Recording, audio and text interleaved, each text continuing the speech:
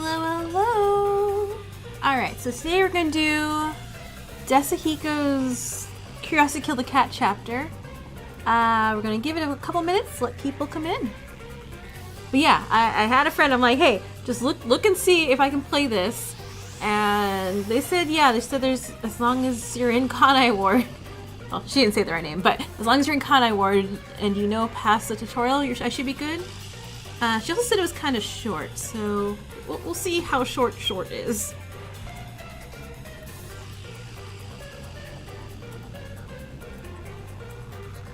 Matt says, yes, hi, welcome in. Yeah, we're starting in like a minute at 7:30. And yeah, we're gonna have like this little picture of me because I can't plug in my webcam and the Switch at the same time.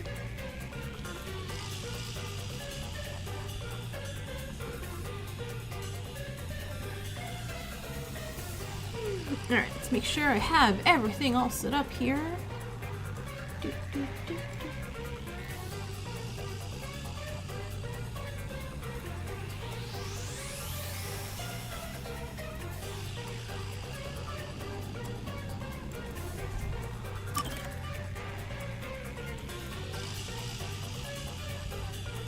Daniel, hey, welcome in. Oh wow, that was the fastest 2 minutes in existence, it feels like. Hi everyone. Alright, so I got the season pass. So today we're going to do the Desuhiko chapter, and I believe on the 31st is when Fubiki's chapter gets released. And let me just check the calendar real quick and see what day the 31st is. It's a Thursday, so that means I will definitely stream Fubiki's chapter on the 1st of September. Awesome, that solves that. Cool. So hi everyone, welcome in. So, chapter Desuhiko, Charisma killed the cat. The phantom thief Nine-Tailed Cat appears. Can the free-spirited superstar, the detective of charisma himself, Desuhiko, catch the enigmatic and unidentified phantom thief? This is cool. I don't know exactly. Yeah, okay. How this is gonna go down, but we'll see.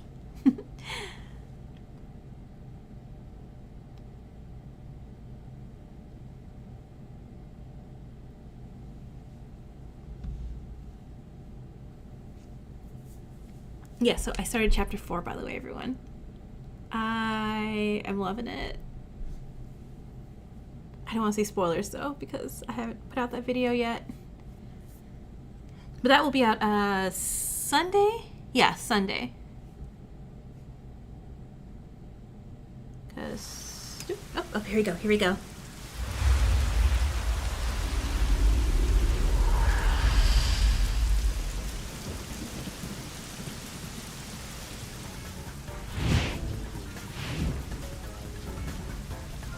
The Cassiopeia necklace is mine, from the Nine-Tailed Cat.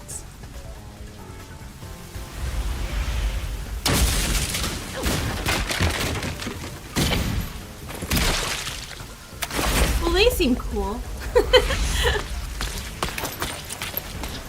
Damn it! Again!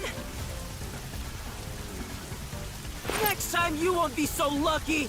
I'll catch you the first chance I get!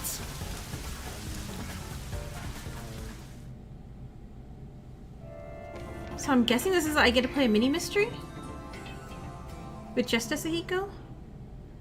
Do I get to like disguise myself? Do I get to choose who I get disguised as?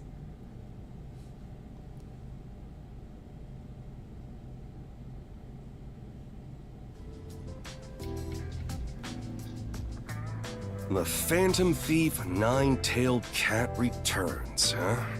Jewelry on display in the gemstone exhibit hosted by Amaterasu Corporation was stolen late last night. Peacekeepers declared the culprit is serial thief Nine-Tailed Cat. The investigation should yield an arrest soon. You look so angry. They're so full of crap about arresting this guy. They have no idea how to deal with this. The newspapers are Amaterasu's lapdogs anyway. They're not gonna talk about how the thief managed to escape. The Nine-Tailed Cat has been famous in this town for as long as I can remember. They're set to steal their target without hurting anyone, and they always leave behind their signature card. As The all great Phantom thief Thieves who do. appears out of nowhere and vanishes without a trace.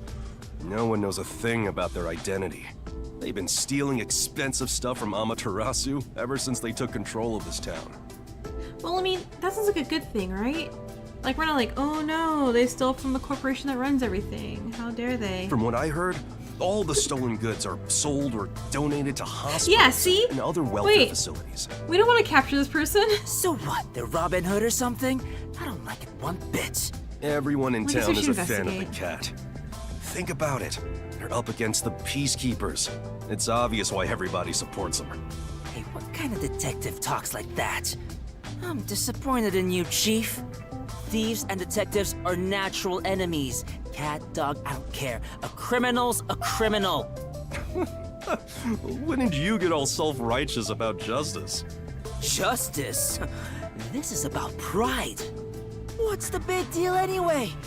The newspaper hasn't written a single thing about me. I mean, I'm the ultimate charismatic superstar detective. Okay, but watch like at the end of this game, or the end, like they reveal the Phantom Thief, and it's a pretty girl. Like Desuhiko's not gonna get her arrested. Unfortunately for you, the cat is way more popular and famous than you are. Damn it. This is humiliating. It's all your fault, Chief. Huh? Why me? It's because you let these criminals roam around scot-free that this cat guy has grown so brazen. A Peacekeeper DLC? Okay, I know he wasn't shown for long, but I kind of miss Seth. Well, I mean, he's probably I suppose dead, you have but a point there. I want a Seth DLC. I want him, yeah, a Peacekeeper DLC would be fun. But we've never received a single request to catch the cat. And if no one's hired us, then it's not our job to get out there. Nonsense. That's a coward's excuse. Say what you want, but don't go looking for trouble for no good reason. Even this art gallery case wasn't a formal request. A girl I met at a cafe works at the art gallery and told me something interesting. Okay, so this is why he's interested, I guess? They say the cat's gonna appear at the gemstone exhibit. The peacekeepers working security are all on edge. So I promised her that if the thief really appeared, I'd catch him. Okay. At Explanation. this rate, I'm gonna look like a liar. What do you expect me to do? You're just gonna let the cat roam free? Leave a cat alone and it won't scratch you. You should really let it go. This thief isn't someone we can do anything about. Besides, they're a phantom thief who's never been caught by the peacekeepers and continues to toy with them. You are such a useless chief, you know that? Fine. I'll hatch my own plan to catch the cat, and you better believe all the credit will be Dude, the mine cat's and gonna be mine so alone. pretty. She's gonna be so pretty, and Desuhiko's gonna be so smitten. Hey, wait! Jeez. I hope he doesn't get into trouble.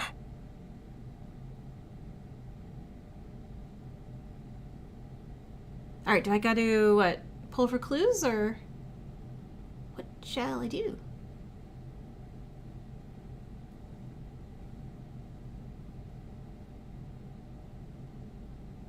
The Premier Art Museum in Kanai Ward, located in, oh, never mind.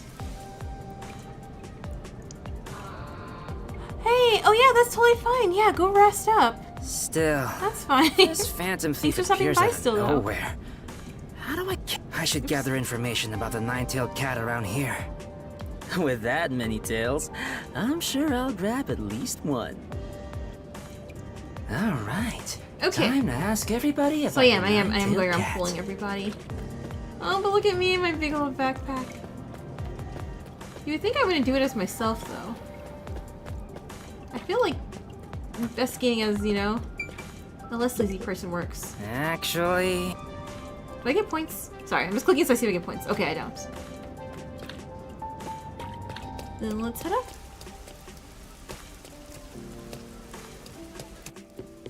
Alright, bye, see ya!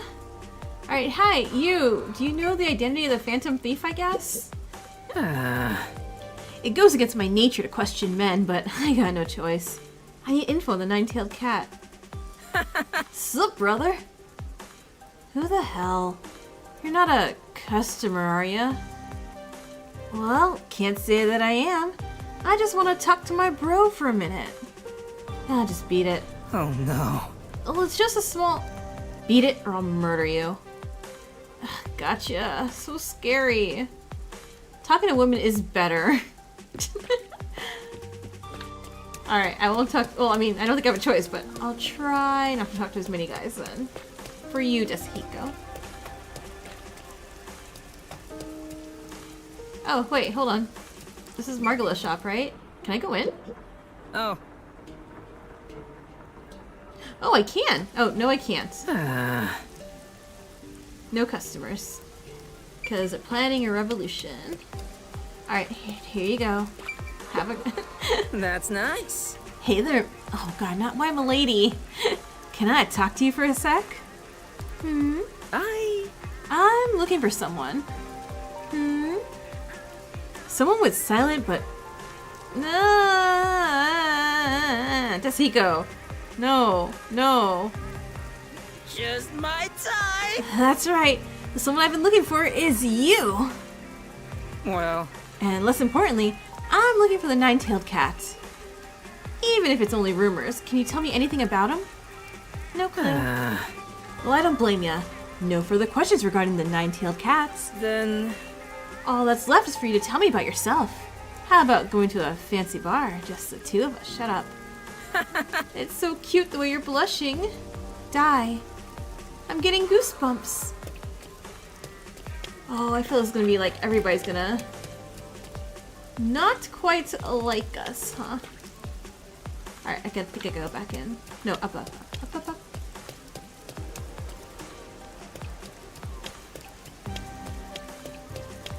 And... Are you... Oh, no. No, I'm not lost. I've been here, like, a lot of times. Like, way too many times for me to not, you know exactly where everything is.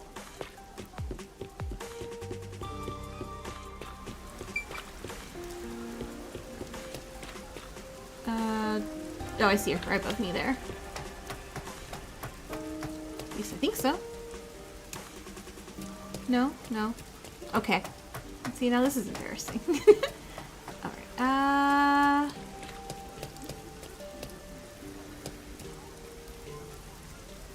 it means you're above me, doesn't it? Ascending stairs, yeah.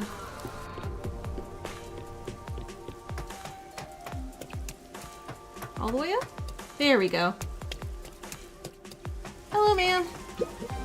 Hello, ma'am. Hello, ma'am. Have you seen an awesome, charismatic guy around here? Excuse me? Take a good look. There's one right in front of you. Wow. Huh? It's me! Me! I'm the freedom-loving, charismatic detective, Desuhiko Thunderbolt! Pardon me, but I'm in a bit of a hurry. Oh, hold on! I'm in a hurry, too. Why are they voice acted? Is this really important? need your help. Did I get the right person? Huh? I'm investigating the nine-tailed cat. Do you know anything about them? The nine-tailed cat? The thief who stole the gemstones from the art gallery? Yes, that one. Can you tell me anything you know? All I know are just some rumors. Perfect! That's exactly what I want to hear. I heard this from my friend's sister's coworker, but the nine-tailed cat is actually a young man. Okay, that threw out my first theory. A young man? Hey, thanks. That's a big help. Oh, by the way, who do you like better? Me or him? Well, I've never seen the nine-tailed cat's face, so I can't compare. Let's see. Now that I've had a closer look, I guess you're not girl. too bad. Don't say that to him. Right? He's gonna take that I way get too that a seriously. lot. How about we step into a cafe and chat for a while? Goodbye. You said you were in a hurry, right? Right. Let's meet again on the stage. Okay, so I guess you found one important one. That's good. Alright, so let's go down. I guess we gotta go back down into Sewerland. There we go. Man, or person, hi. I heard the nine-tailed cat reappeared. The stolen Cassiopeia necklace is said to be worth 100 million yen. that much? I'm certain it's already been sold and the money donated to an orphanage. I wish I could have gotten some of that cash. This reminds me that a few years back, someone wanted to donate some money at the hospital where my mom works. They just dropped off 10 million yen and left.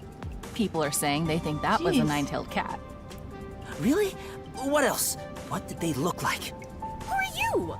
Just keep going. What they looked like? Well, the donor wore a hood way over their head, so nobody got a good look at their face. That being said, some think the donor's hair and eyes were a burning red color. Okay, so a young man, red eyes, red hair. Red hair and eyes. That's fantastic info. Thanks. Next time, I'll invite you backstage. Ew.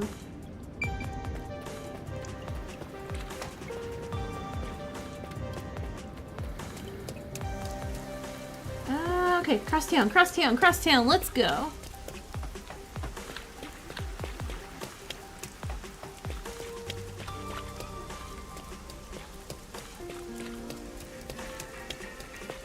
Okay, up. This way? Okay, so it means in... up this way? No, that's... yeah, okay, this is the upstairs. Got it! Hello! Oh, no. Other sad, abandoned small children. Hi! Hello, gorgeous. Desuhiko! No, don't be too weird. Huh? Don't be scared. I'm a superstar. And starlight will always illuminate a lady like yourself. Lady? Yeah, to me, you're one refined lady. Anyway, do you know anything about the nine-tailed cat? Yeah, Oh? Like what? I like the cat. I'm a fan. Aww. What do you like about them? They're so cool. The cat is tall and kind of like a model. Oh, really? Well, thanks for telling me. So you're a fan of the cat too? Yeah. I'm more Oh. like a rival. Rival? Soon, you'll be my fan too. Hmm. Nope, nope. I'll be waiting Let's with front leave. row tickets for you. Ta-ta! Nope, nope, Desuhiko. A little too weird. Also, where are your parents? I know you guys are probably orphans, but parents anywhere? Okay, last spot it looks like. Yeah. How do I get to there again? Oh, is that in the hotel? Got it.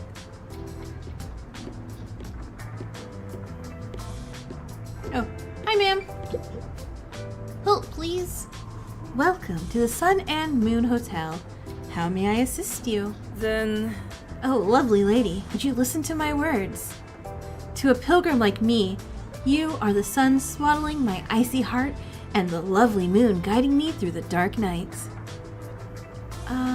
Okay. Guests of the hotel may use the restaurant and lounge area. well... That won't be necessary, for you are my perch. If this is some sort of prank, I'll have to report you to the peacekeepers. No. Well, I'm actually looking for someone. Do you know anything about the nine-tailed cat? Oh, I see. I only know that he's a phantom thief who's been causing some commotion. Okay, I don't blame you for not knowing. By the way, do you want to have dinner with me tonight? I'm working. Then... How about after you get off of work? No. Ugh, she's not even looking at me.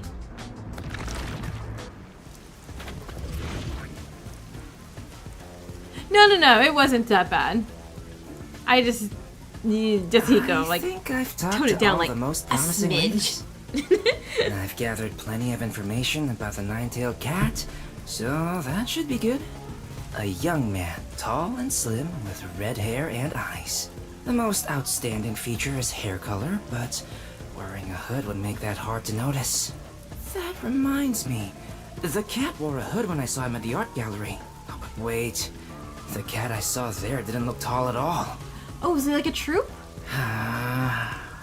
Was it? Well, then Just again, my you know, a imagination? 5-year-old told you that the person was tall, so I could be any height, really. Whatever. I should head back to the agency for now and think of how to capture the cat.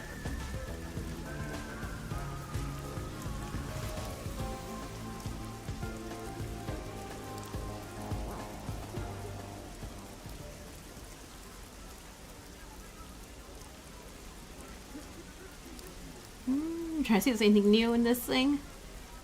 Oh, well, never mind. Oh, a cutscene? Is the cat gonna rob us? It'd be kind of funny.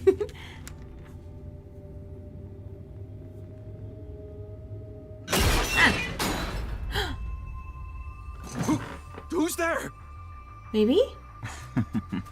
I've come to steal what's most precious to you. Precious to me? Is it Yuma?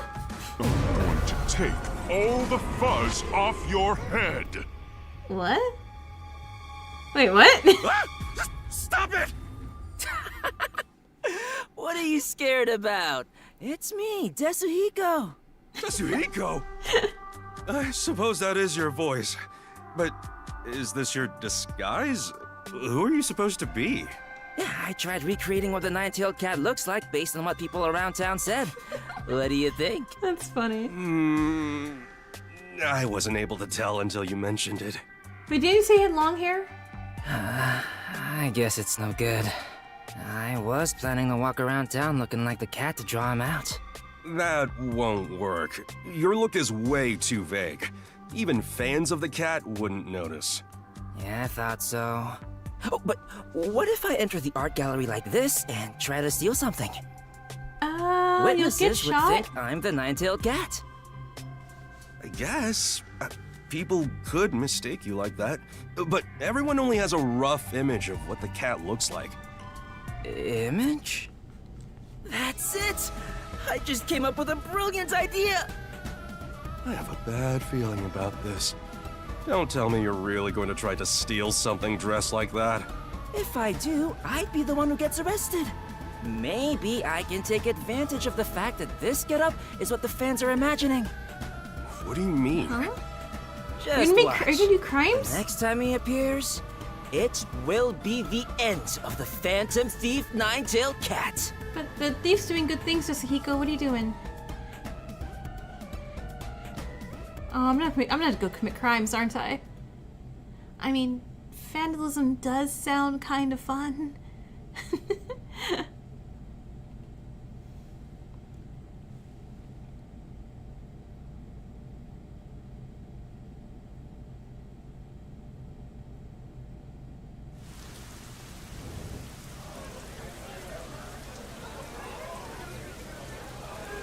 Hey, are you sure the nine-tailed cat will really appear tonight? That's what everyone's been saying in town.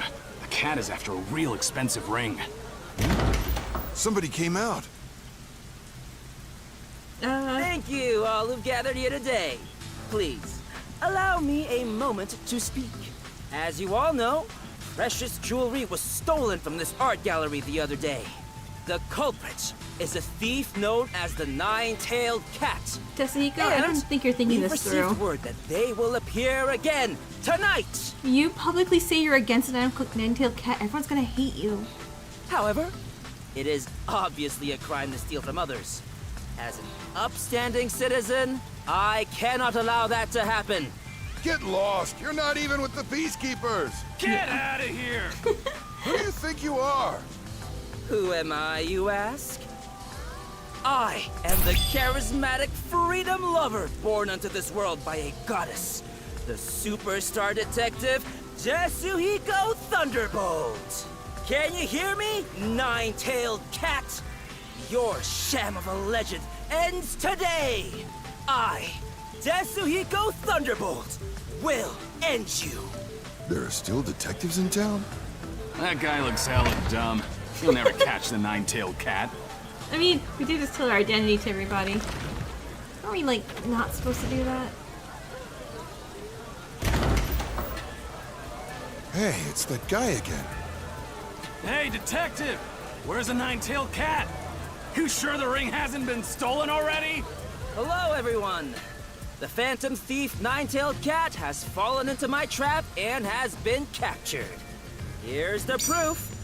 This is the Virgo ring the cat was after. They're gonna want to see the cat. As you can see, the ring is safe. The nine-tailed cat was captured? No way. Well, that ring does look pretty legit. That dumb cat has been imprisoned inside the art gallery. I'll leave the rest to the peacekeepers. Makes you sound like you're on the peacekeeper's side, Desuhiko. I'll be going now. Everyone's gonna hate you. Hold on. Give the ring back. Oh, but of course, I fully intend to return it to the gallery's curator. I gotta be blunt. I'm way more handsome than that.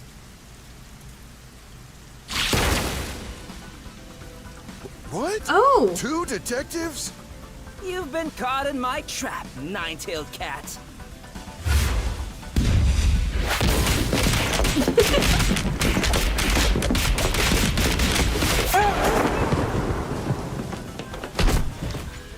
Oh, he did look I exactly was like the one he who thought. spread the rumor about you appearing here today. With so many spectators here, I knew you'd use a trick to take advantage of the crowd. Who would have thought you'd disguise yourself as me and try to enter through the front door? Damn it! The Phantom Thief has finally been caught? That's impossible. Come on. I'll interrogate you before handing you over to the peacekeepers. Oh. Well, I guess, okay, so I guess it has to be camaraderie. Maybe we're gonna team up with him. Maybe? Takes an hour for him to style his bangs. Jeez.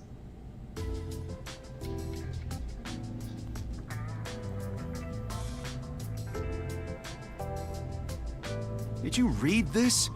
A new hero emerges. Nine-tailed cat, caught at last. Oh, look at all the attention you've gotten. The peacekeepers won't take this lying down. At last, I'm finally famous!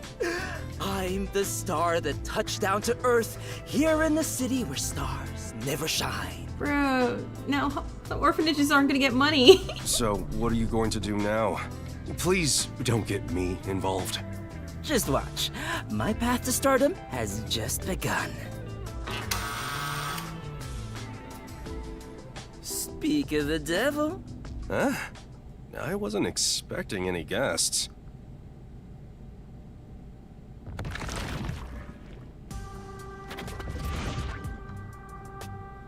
She's a newspaper reporter. She wants to speak with the detective who caught the nine-tailed cat. Nice to meet you. I'm Anine of the Kanai Times. Anine. Okay. Hi, Anine. You must be Desuhiko, the one who caught the nine-tailed cat. Yumi's gonna sink our sub again. Yeah. I'd like to conduct an interview with you, since you're the new star of hope in Kanai Ward. Okay, it's not just me, right? She has like Gonta vibes to her. Like the color aesthetic of her, basically. An interview, huh? Yeah, sorry, but I only speak to the first person to come see me. Oh, is this the thief again who's disguised? Well...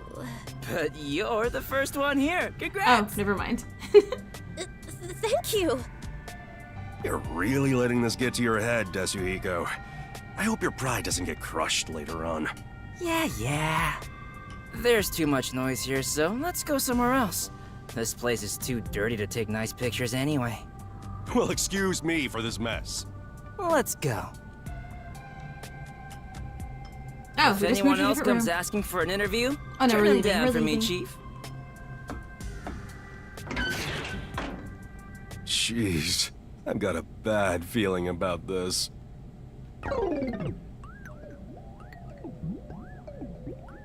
I'm still wondering where this is going. So, we caught the thief already, I guess. But clearly the story's still going. So... And the thief was like a good person. We didn't like find like a secret crime or anything.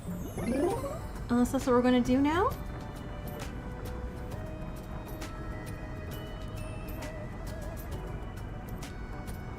Thank you so much for taking this interview today. To begin, I am speaking with Desuhiko Thunderbolt in this exclusive interview. Ask me anything. I'll tell you all about it. Well, let's start with the first question.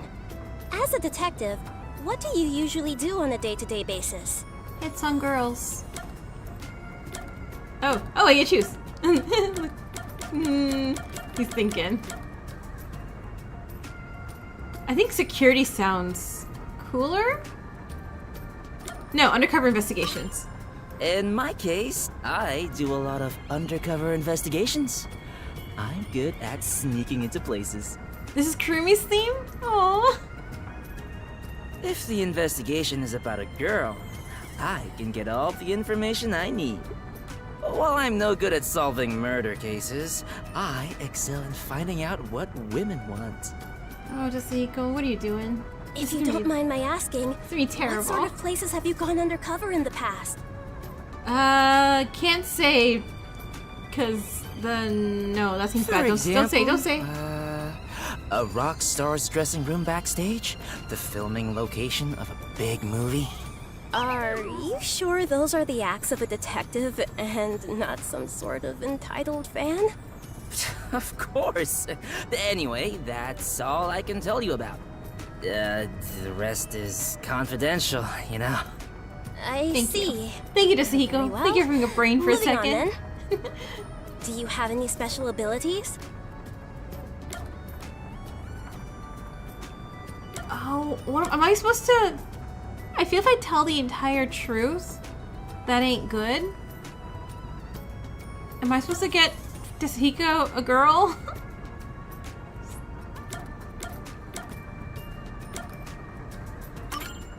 About my skills? I'm great at playing musical instruments. I'm a wizard on the guitar and bass. But I shine brightest on vocals. I was born to stand in the middle of the stage with a mic in hand. I'm writing up songs that I'll use someday to fill this city with music. So you're planning your debut as an artist then? Exactly.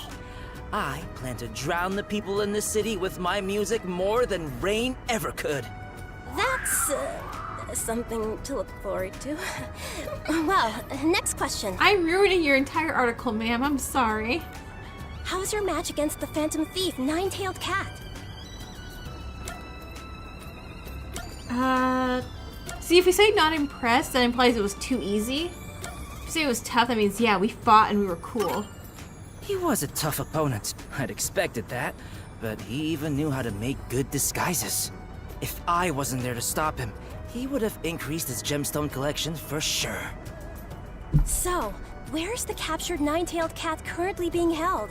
Wait, is she the assistant of the Nine-Tailed Cat? And she has to go find, her partner? Oh, the peacekeepers took him away somewhere. He's probably cursing me from some jail cell right now. By the way, what does the Nine-Tailed Cat look like? He's got distinctive red hair and eyes, but otherwise he looks kind of thin and weak. I see. Thank you very much. On to my next question. Do you know the secret behind the Virgo ring? Wait, what? Oh man, wait, do I lie? The Virgo ring? Oh, you mean the thing the cat was trying to steal? Secret. What the? Supposedly, there's a secret message written underneath the spot where the gemstone sits. A similar message was written on the Cassiopeia necklace the Nine-Tailed Cat stole before. Hey, CM, welcome in. I was like, I was gonna say, like, it's only half an hour, but a lot happened in half an hour. And I think deciphering both messages is said to reveal the location of a hidden treasure. Okay, so wait. And since this is rather short, that's an issue? Yeah, I heard it's not that long. Which I'm like, what do I do for the rest of the stream? The ring was hiding something that big? Where was the message written again? Where he was sitting. No. Wait, why did we have it again? Did we not return it back to the art gallery? Huh? Why do you have that ring? Oh, We stole it! Wasn't that ring taken out of the art gallery by the nine-tailed cat? I thought it was returned to them after the cat was captured. You played it already? Okay, cool. Good. Why do you still have it? I missed my chance to return it. Desuhiko, don't tell me you took advantage of the situation and kept it for yourself. Oh, but no! You're Run, making it sound Desuhiko, worse run! than it is. I really was gonna return it. Really? Totally!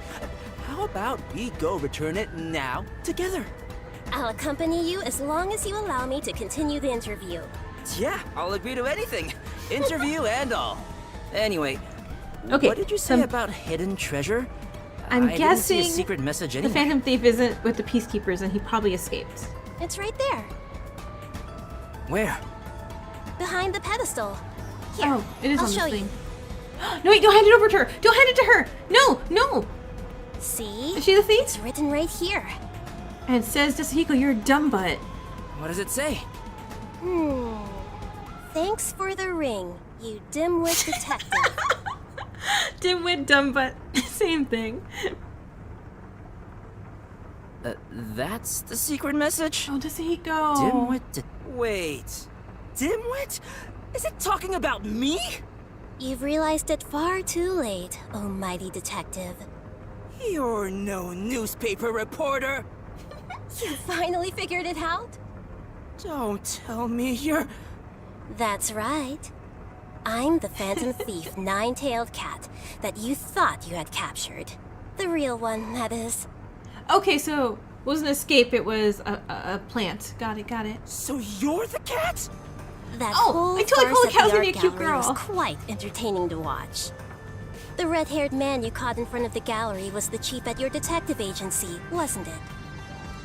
Oh, we staged all of it? Desuhiko. You placed 2 complete disguises on him and then exposed him in not. front of the spectators. He's a terrible detective. He didn't do anything. He just stole a ring. Just as you planned, the people in town thought he was the nine-tailed cat.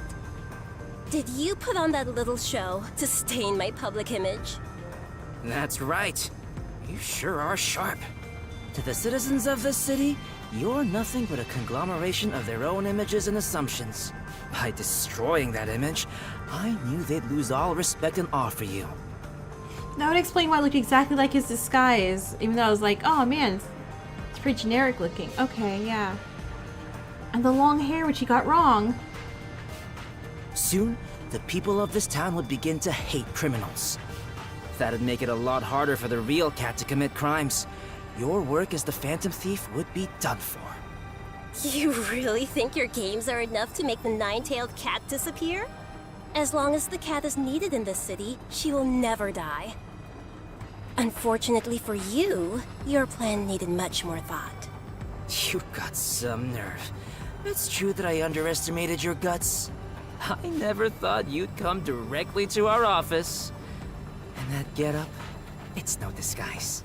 So, the whole red hair and eyes and other stuff were all made-up rumors. I like to spread rumors about my appearance.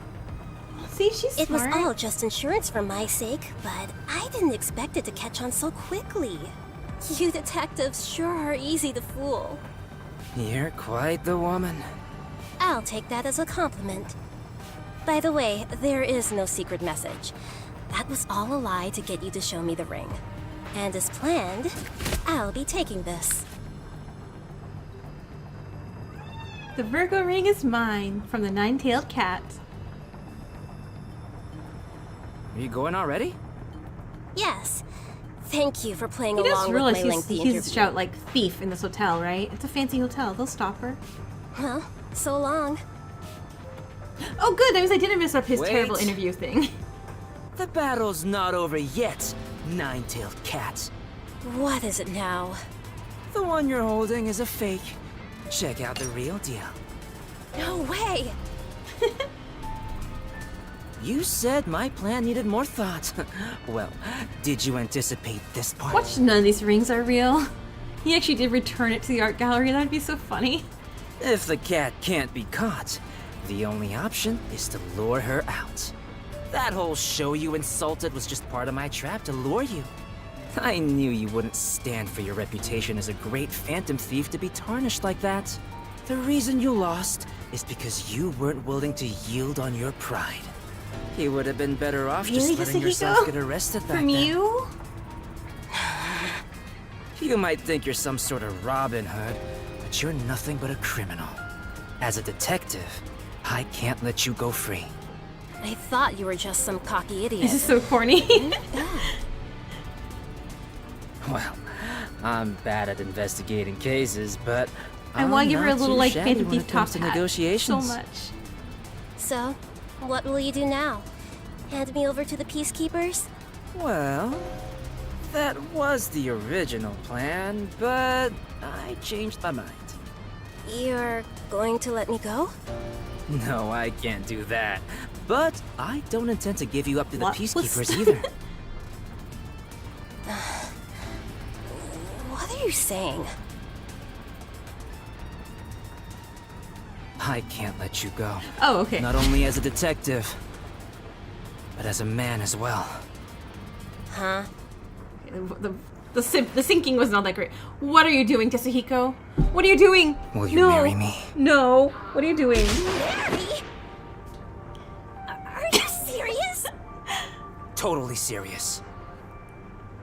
I could search the whole world, but no one is more exciting than you. A phantom thief and a detective couple. Isn't that great? But that ring isn't even yours in the first place. It doesn't matter. Yeah, huh, If you indeed. accept it, then we're partners. I see. Well, she's. Please tell me it's a fake one. Does this Please tell mean- me it's another fake one. He didn't hand her the real ring You again. really are. A fool. Is that a yes? Maybe he put a tracker in it. Maybe he was being absolutely ridiculous because he put a really obvious tracker in that ring. Wait, hey! I haven't heard your response yet! Right? Desuhiko, tell me you have a brain cell.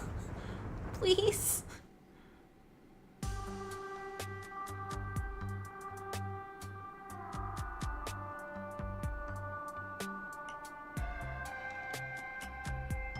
So, how did the mission go? Did you succeed? I lost it. Lost what? Oh no. This wasn't part of the plan? The jewel, my confidence, and my love. Really propose with the real ring? I feel none of these characters can mock me when I'm Yuma. Ever again. Wait, you mean the Virgo ring? You gotta be kidding! The art gallery was nice enough to lend it to us in order to help capture the Phantom Thief. And you lost it? What am I going to do?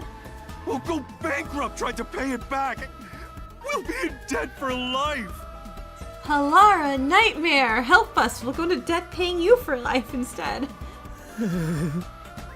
Don't just sit there feeling sorry for yourself. You gotta do something. Okay, so... Desuhiko, why'd you make this like 10 times harder for us?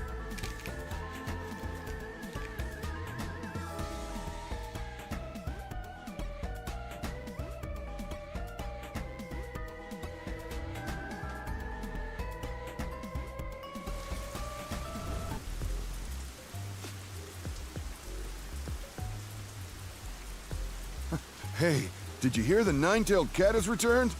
I thought they captured the thief. What got stolen this time? Is it true the Phantom Thief has struck again? Yeah. What was stolen this time? Surprisingly, nothing. Instead, the Phantom played a prank, leaving a ring on the finger of a statue. Oh, that's nice of her. She didn't have to do that. Gotcha, Wolf. Hi, welcome in. I'll catch you next time!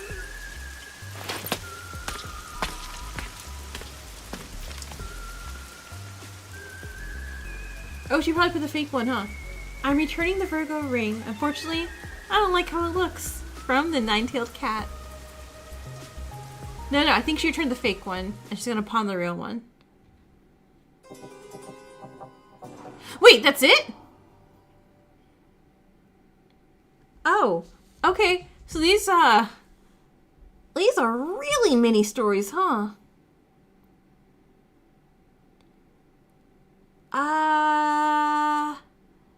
Did I even make it to an hour?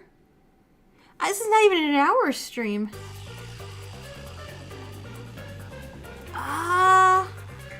So what do you guys want to do?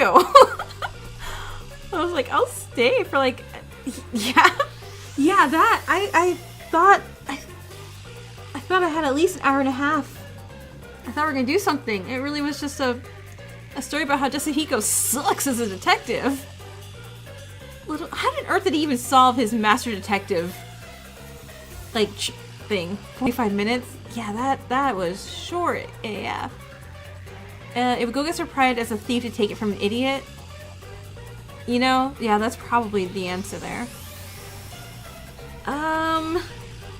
Yeah, I don't want to end the stream at like 45 minutes. Yeah, under an hour.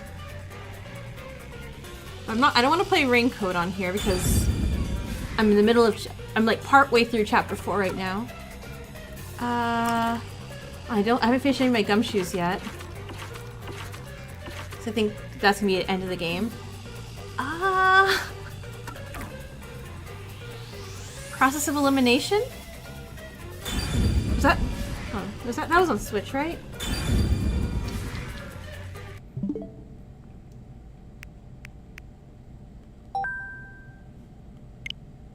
Oh, I guess you guys just saw like what games I have there. I got Dreamlight Valley. Let me look at it.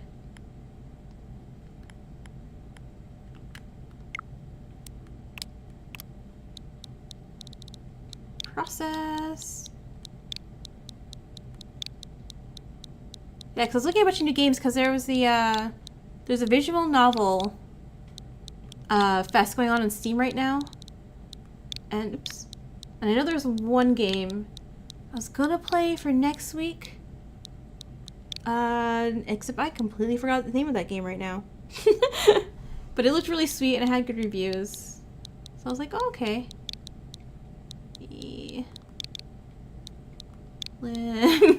Not elliptical. Oh wait. Let's do Process of.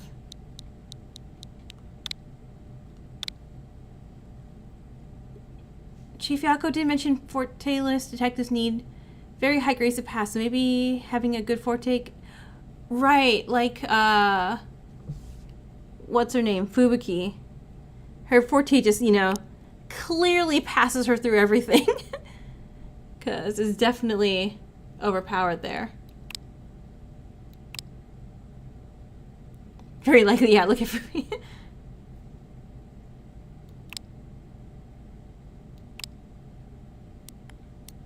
I can try the demo. We'll see how long the demo takes to download. And I'll play the demo for now.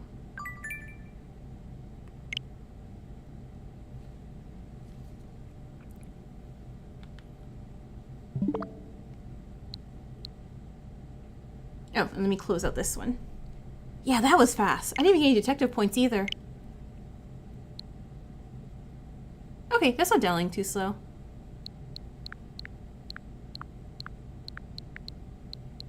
Oh, Danganronpa S isn't. It's not downloaded. I'm like, I could do a round of Danganronpa S, but it is clouded. Oh, on my last stream for the Danganronpa Super Danganronpa Another 2, I mentioned that the next game I wanted to play was Paranormal Site, and I played the trailer because that game looked. Did I buy it? I don't remember if I bought it or if I just. I think I bought it because I think it was on sale too. Yeah, because I want to play that.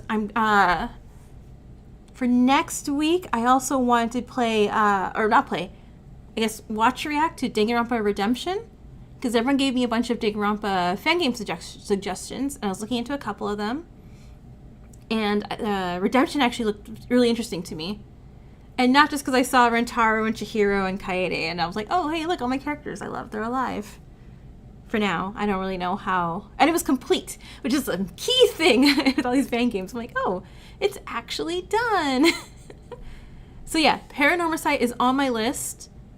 I know my September, October schedule is going to be packed with stuff because October, I want to play a bunch of horror games. October, I also want to play Security Breach. And I'll poll everyone, ask if they want me to do that as a stream or just upload the video. Your favorite right now is Eden's Garden. I am so excited for Eden's Garden. Like, I joined their Discord so I can just keep watching. I'm like, just let me know, just let me know, everyone. Just let me know when that chapter's out. Because I will just ditch work that day and just stream that immediately. Because, yeah, Eden's Garden, it's like a whole real it's like a whole real thing. Like, they put so much work into that production. Yeah, I haven't played or watched anything of FNAF Security Breach, and I know people said it's like it was bugged at release, but I think they said it got fixed, and then the DLC came out, and I want to play it before the movie comes out because I want to go watch the movie. So I know that's on my list for quote-unquote spooky Halloween games. Okay, Illumination demo is up. So let us go ahead and click that.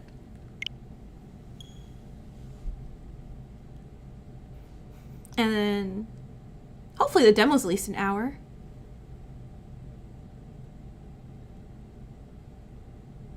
If not half an hour, that's fine. You've been avoiding Security Breach too? Because of the bugs? But yeah, but the security guard girl, I know there's a security guard girl in that game, and she's in the movie too, so I'm just like, oh, maybe I should play the game. And I would assume they would fix bugs before the movie gets released. Or at least if they did for the DLC.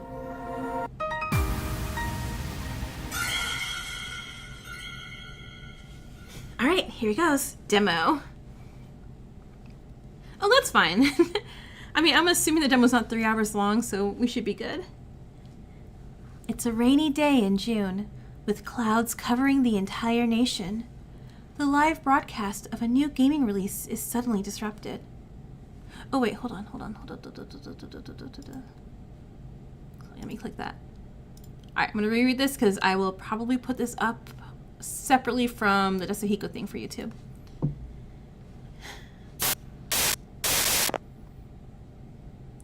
Oh, that's a cool logo. That is a really cool logo. Pardon me. Oh, this is scary enough already. Pardon me, but I'm conducting a quick survey. On one side, a recent grad. On the other, a total shut-in. Who do you despise more? None really. But also, what the Sohiori is this? Well, I don't like the rabbit. But the fox is looking 2 different directions, so I'm gonna go with the fox.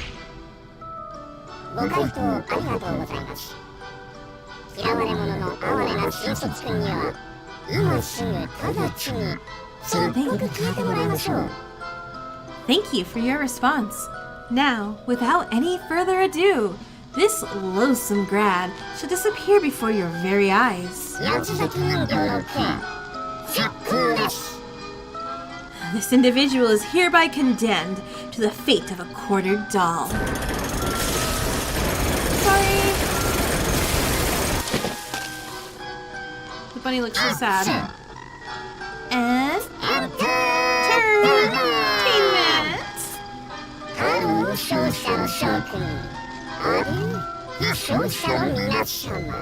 Hello, dear consumers, and adieu to the consumed. You can turn on the voices. Alright, let me... I think it'll let me do it here, though. Oh, it will let me do it here. Maybe?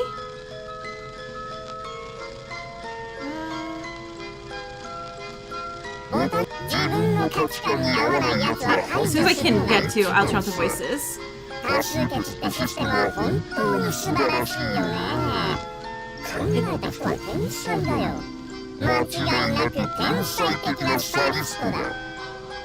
It's best to eliminate those who don't share your values.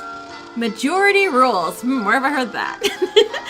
After all, whatever bloke thought that up was truly a sadistic genius. The majority voted him.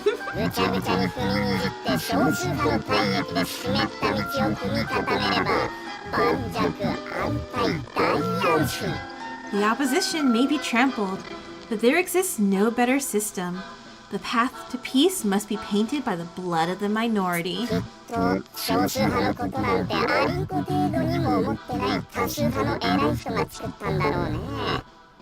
Those behind this policy, the eminent among the many. Actually, here's what I'm gonna do. I'm gonna turn down the volume for them real quick, so I can read over them as they speak, so it doesn't take so long. Those behind the policy, the eminent among the many, give less thought to the few than they would an ant. I must hand it to them. It's simply ruthless. Oh, don't look at me like that. It was a joke. A joke. I wouldn't want to get canceled on social media over this.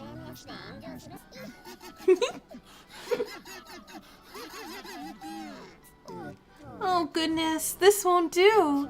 No, no, no. I've neglected to introduce myself. So sorry. I am His Grace. Or is it Your Grace? Let's say Your Grace. The Quartering Duke. An entertainer come to bring amusement to your world. Applause! From now on, every soul in this nation... Most people turn off the voices? Yeah, second I get to a menu that I can, I will turn off these voices. From now on, every soul in this nation will be provided with entertainment to stir the mind. So please, indulge into your full to bursting. Should you object to your Grace's choice of recreation, you are invited to try and reveal his true nature. Such a show can't exist without diversity, you see. For this is a clash between tragic, savage carnage and the comical cultural stylings of justice. Oh, we currently have about 5,000 viewers. Then, for tonight's final act, a question from your Grace to all our viewers at home.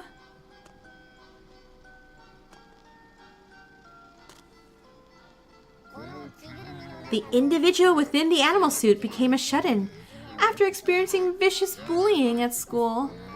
No love for his mother, who raised him alone. Every day he would hit and yell at her. Before long, she fell ill and died without his noticing. This individual was saved by your first impression. I'm sure the grad was a terrible person too. Don't try to guilt me like this. I know what you're doing. With that, I ask, do you still like him? Should over half the viewers say so, I'll release him. Yeah, release him, I guess. I don't know.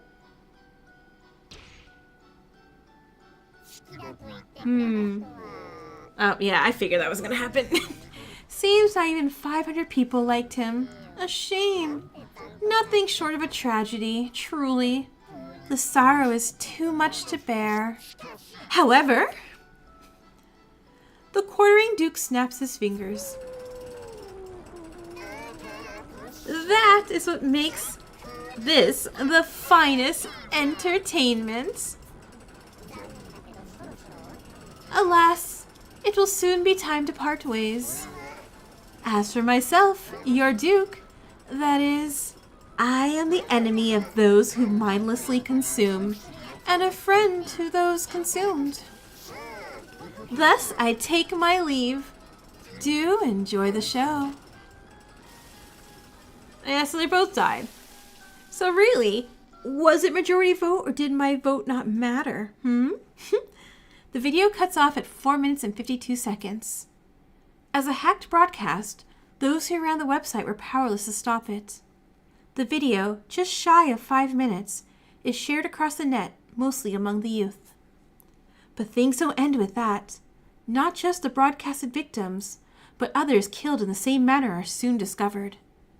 The common thread, at least 2 victims are always found at once, with their lock screen set to the symbol of the quartering duke.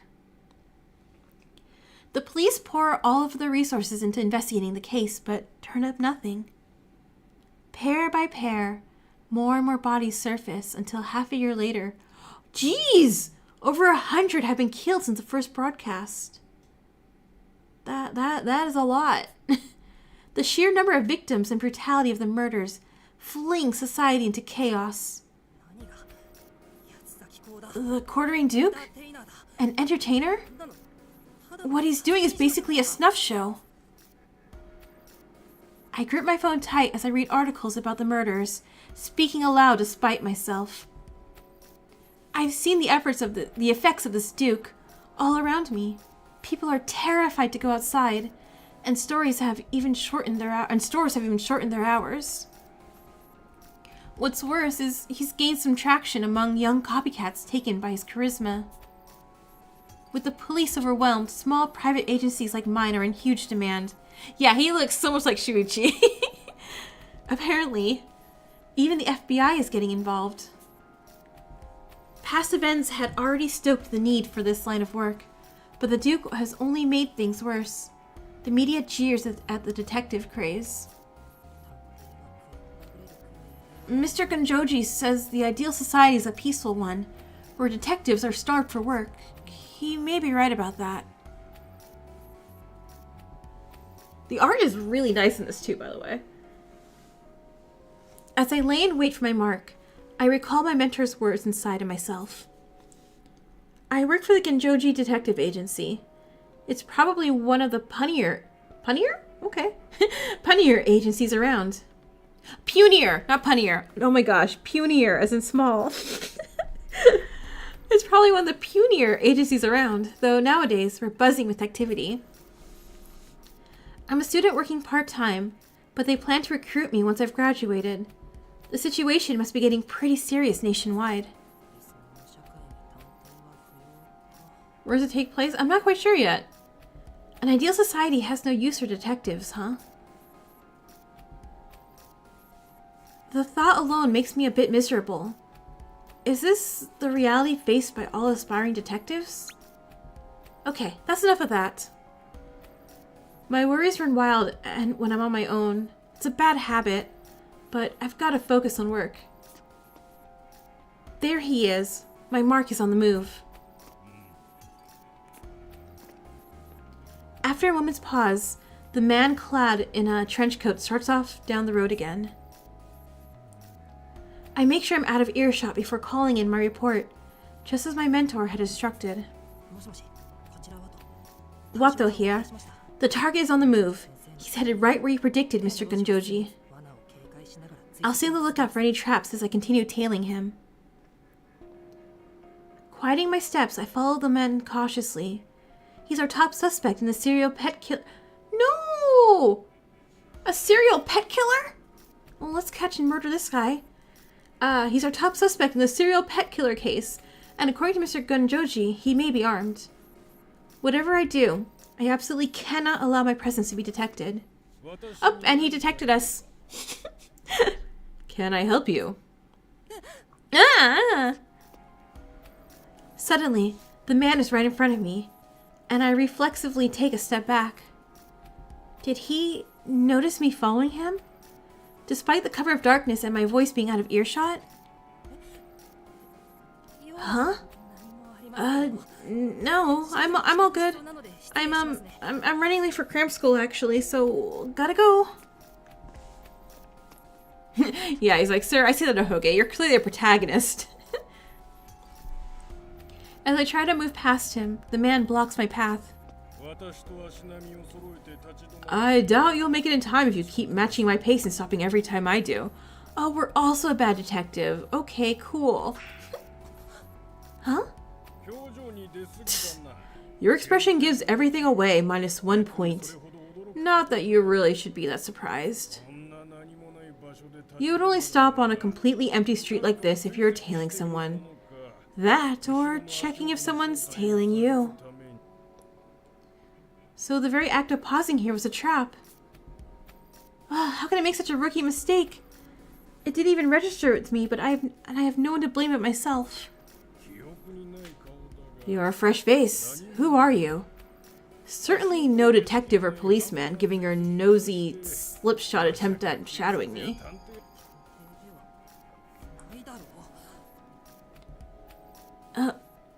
No detective?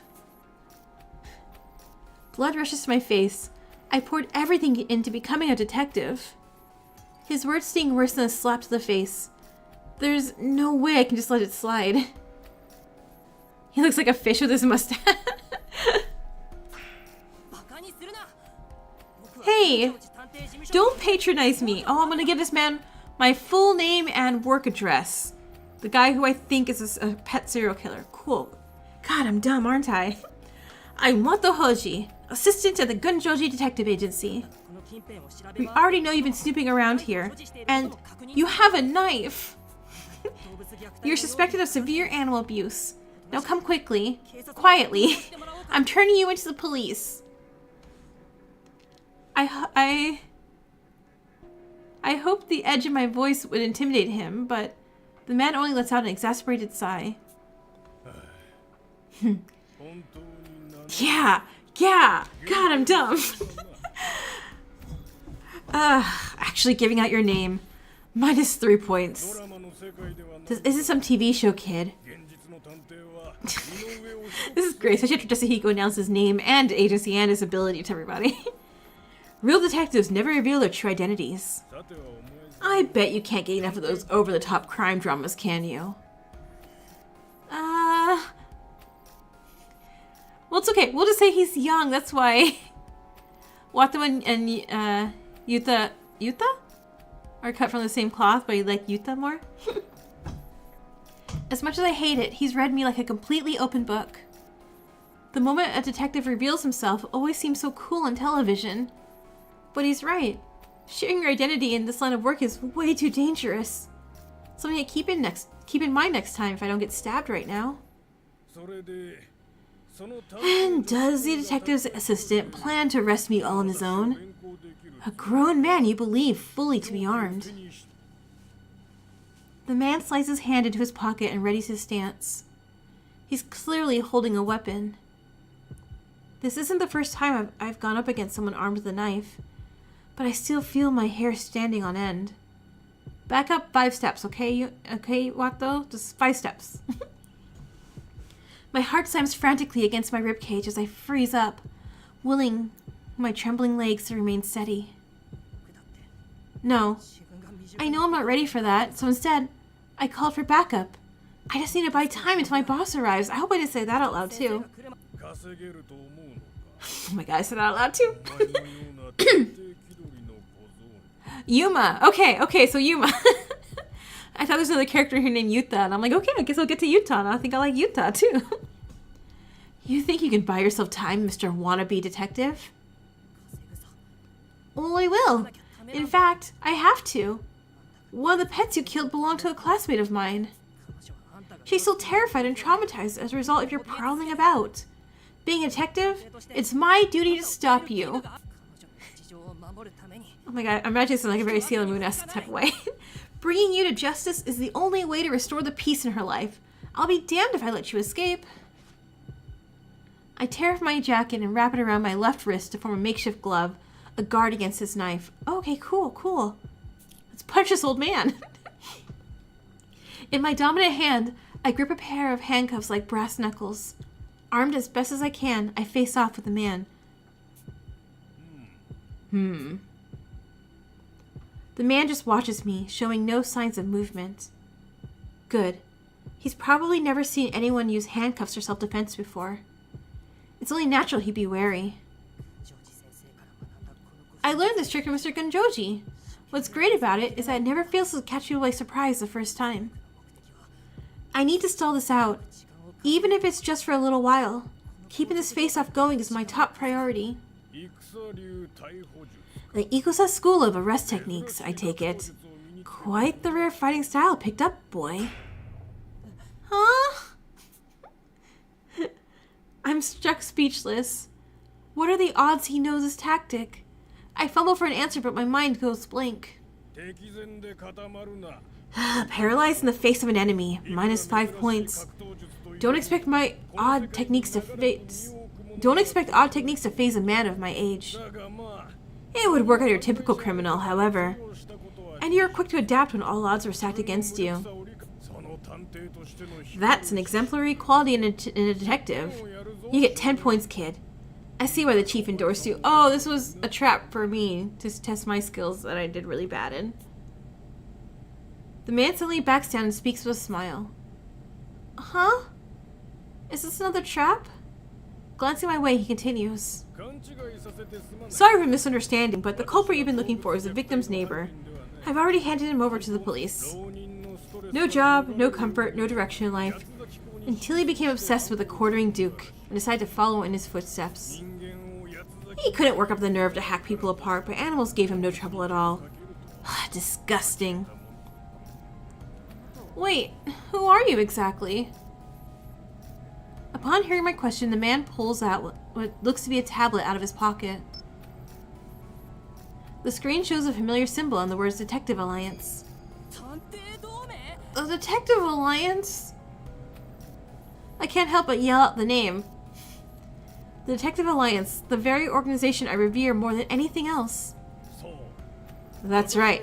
I'm part of the Detective Alliance, the only government-recognized detective organization in the world. I'm sure an aspiring detective like yourself has heard of it. Well, yeah, of course. It's a mysterious coalition of 100 renowned detectives that always send out the perfect match for the job. The Alliance has solved every case it's ever had, and each of its members has an alias based on their defining traits. Looks like you know quite a bit about this mysterious coalition, detective fanboy. As I calm down, my face begins to burn bright red. I had let my excitement carry me away into a total nerdy rant. Raincoat has a lot of the same concepts as this, but a bit older. Oh, options! Options! It popped up! Okay, hold on. Voice volume. Down. Switch volume. Two up. Is that too loud? I think that should be about good. Save and exit? Yeah. Still, the Detective Alliance has been the dream I've aspired to ever since I learned about it from Mr. Gunjoji.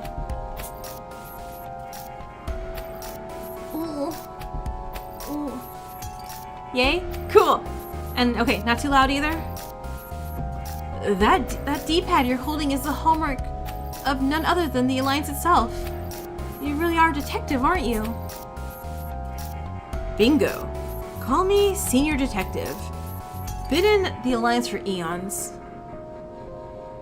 Though, these days, I mostly scout recruits and provide support. This feels like we have Raincoat at home. Still, none of the younger generation can out-investigate me, especially the cases as cold as that pet killer one. As prideful as he sounds, I can tell by his expression that he's speaking purely from well-earned experience. He has an air about him that's unlike anyone I've ever met. The kind that could only come from a member of the Detective Alliance. Yeah, I think with all the, there's a lot of overlap with all the death games. So, you know, like, everything's gonna feel like kind of Danganronpa-y, kind of Your Turn to Die. I gotta finish Nonary games. Nonary games? I forgot how to pronounce it already again. They all kind of like the same kind of, like, vibe, you know? I'm just like, there's only so many ways you can have detectives versus murder games. As secretive as it is, the Detective Alliance has grown more famous by the day thanks to the recent detective craze. Even now, the news is full of stories about the cases cracked by Detective Alliance members. Then there's all the terrorist plots in the wake of the Quartering Duke incidents that they've thwarted with almost zero leads. The whole reason I joined a detective agency was to carve a path to earning a spot alongside those detectives one day. Looked up to by detectives far and wide, the The Detective Alliance is an absolute paragon for those pursuing justice. I apologize for my rudeness, Senior Detective. Sir, shouting accusations at you when I couldn't be more clueless. Don't be. I was egging you on after all. No need for the sir either. In our field, the alias itself serves as a title of respect. Though Senior Detective amicably shrugs off my apology, his unshakable calm only makes me warier of where this is going. Then, as if noticing how on edge I look, he continues to speak. I'll cut to the chase. I'm here to scout you. Really? Me, the dumbass kid, huh? You're like, you know, we just don't have these detectives. I pick you. We plan to meet at our base of operations to discuss how to handle the Quartering Duke incidents. And we want you to attend. Huh? But I'm in school still, aren't I? I respond lamely, unable to fully grasp what he's saying. I'll say it again. We want you to join our investigation of the Quartering Duke case as a member of the Detective Alliance. Huh? The sound I make is so shrill and alien. I scare even myself. I pinch my cheek to make sure this isn't just some dream. Ow. Nope, not a dream. Maybe this is Mr. Genjoji's idea of a prank?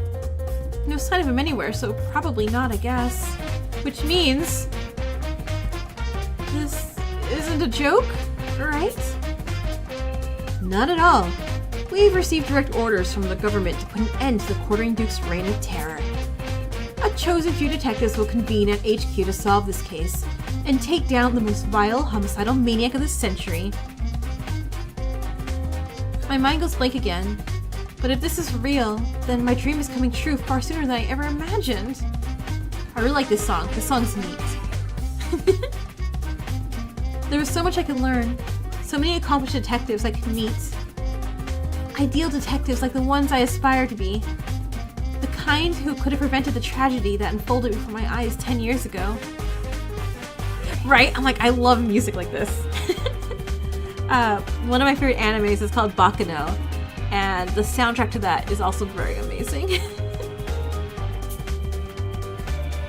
And similar in this kind of like jazzy beats. I'm sure you have a million questions, but I want to hear what you intend first. Will you join us at the table and help stop the Quartering Duke? Give me your answer, yes or no. Well, how could I hesitate? I state my intentions loud and clear. Yes or yes? What should I choose, everyone?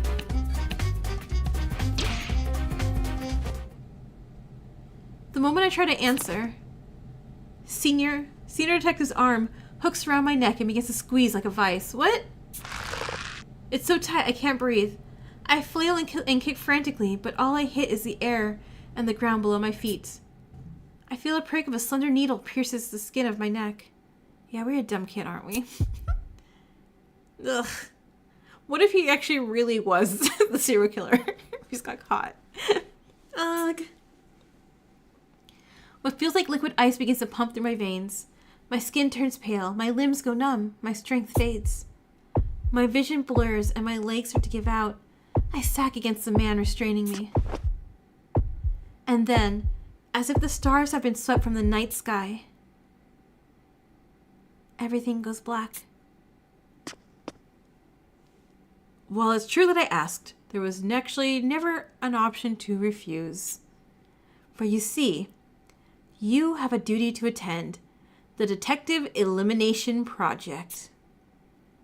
Oh! Wait. He was bad guy, wasn't he? Ugh. I haven't felt this way in a long time. My consciousness drags sluggishly, as if I'm trapped in a thick mud, helplessly sinking deeper and deeper. Yeah, it's like, congrats, I've been abducted! Hooray! As much as I try to shut it out, that traumatic nightmare pulls me in once again. Bleh! In my dream, I'm running down a dark, frigid corridor, holding on tight to the hand of a girl my age. What though? I can't run anymore. You need to go on without me. You have to escape. Huh? What are you saying, Psych? Saika? We're getting out of here together. I made a promise, didn't I? But my legs... The girl is beautiful with bewitching black hair and white skin, and light purple eyes reminiscent of oh no, why is always this plant that I can't say its name? Hydrangeas? I can't say the plant name. I can't. And every game has this plant name for some reason. Why? That word. I remember nothing else about her, but I'm sure that at the time she was very precious to me. And then, right before my eyes, the blade swings down and slashes her, covering her in a burst of red. Saika! Why? I clutch onto her before she can collapse and face the criminal that did this to her. It was Target. Sorry. That's the Target symbol, though. Hydrangeas. Hydrangeas? Is that it? Eek! The massive, unmistakably inhuman silhouette emits a strange mechanical whir. Its murderous intent is nearly enough to pierce through flesh as it focuses on me. I prepare to die as no more than a child. You hate the whole purple eyes business so very soon. Okay, so in middle school, I absolutely wore purple eye contacts so I could be cool like all those characters who had purple eyes. I was like, Sailor Saturn has purple eyes, and Yu-Gi-Oh characters have purple eyes, and I'm like, I'm gonna be cool and have purple eyes. Its murderous intent is nearly enough to pierce through the flesh as it focuses on me. I prepare to die as no more than a child. But at that moment... What the? The girl in my arms strains to get the words out as her voice begins to fail. I might escape if I leave her now and run. But maybe I can still save her. There's no way I can just abandon her. You have to live. Become the hero who will save everyone. No! No! That's all I can remember. My memory cuts out completely, as if the next page has been torn out. However, since I'm alive, it's obvious what came after. I traded Saika's life to save my own. Did you? This was the mass kidnapping and confinement incident I was in a decade ago. The reason I became a detective. A shadowy organization took 16 children and locked them in an underground prison for a month, never to be caught. Am I supposed to just live with the sacrifices that came out of that? Like Saika?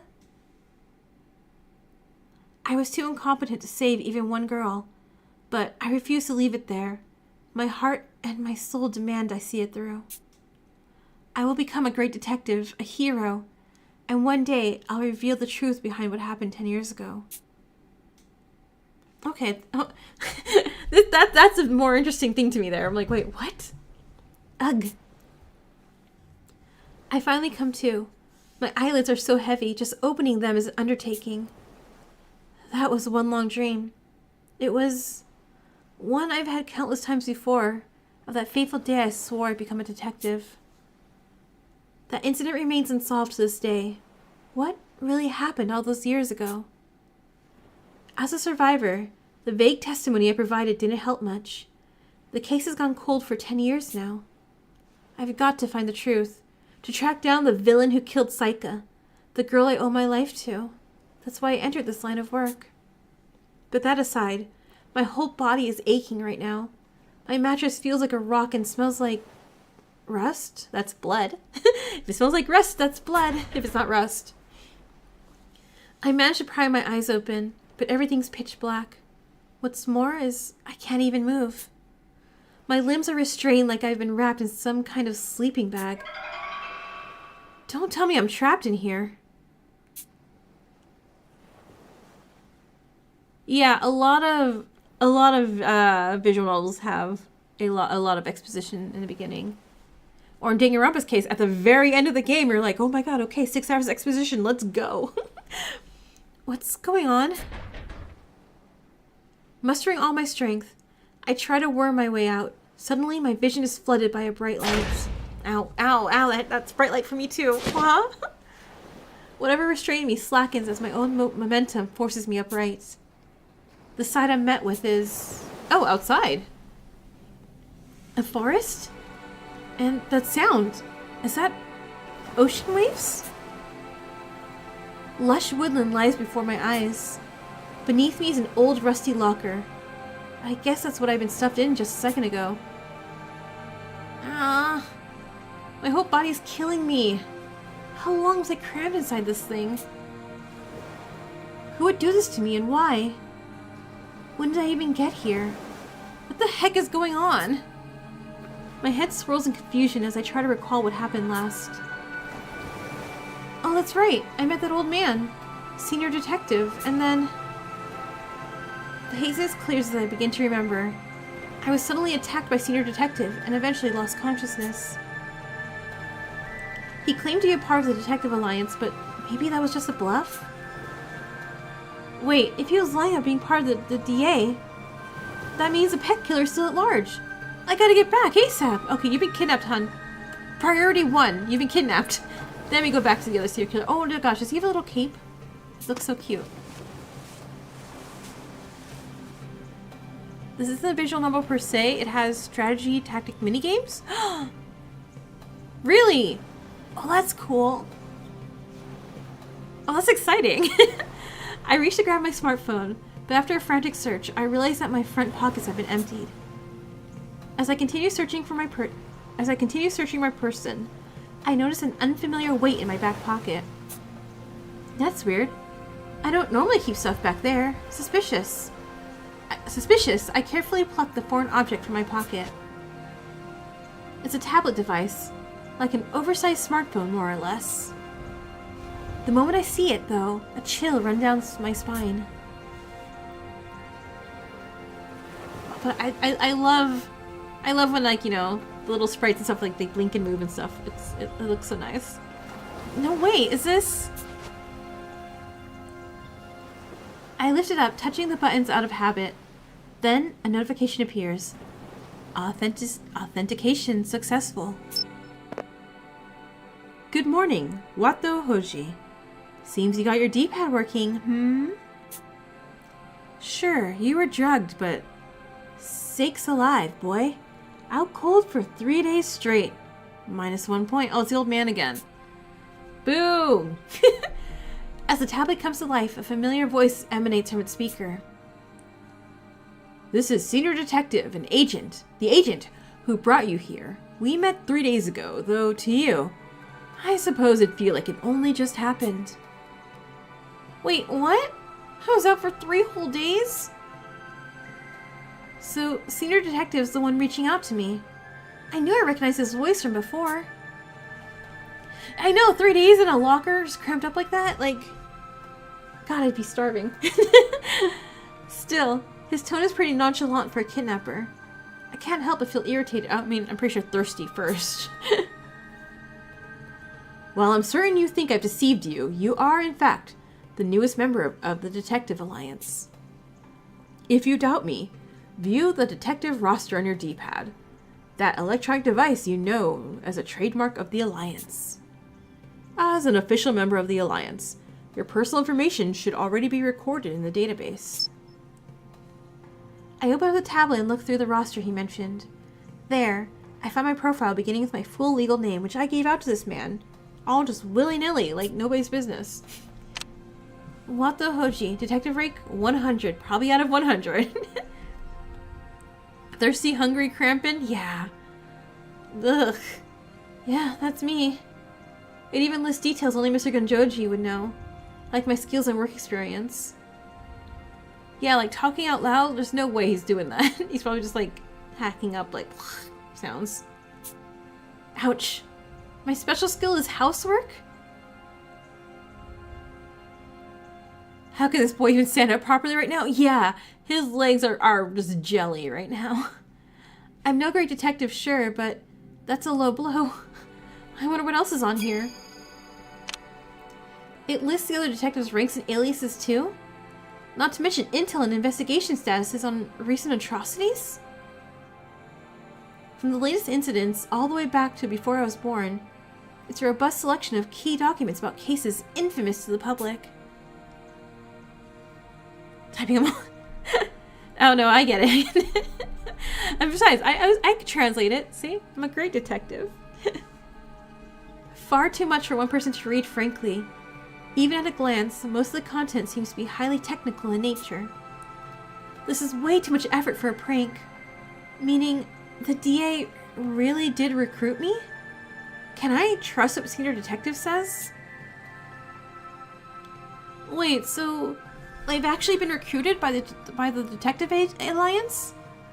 This isn't a joke, right, Senior Detective, sir? You're listening to a recording at present. An emergency came up, so I've hidden you in the woods while I go address it. Huh? Oh, so that's how it is. I thought this was a phone call, but I guess that's not the case. The device's settings must have configured to play this voice message as soon as it finished authenticating. Wait, but how do you say 3 days? He didn't know that. You couldn't pre-record 3 days, my boy. I think he just fake lied to us. You know? Oh, what a jerk old man.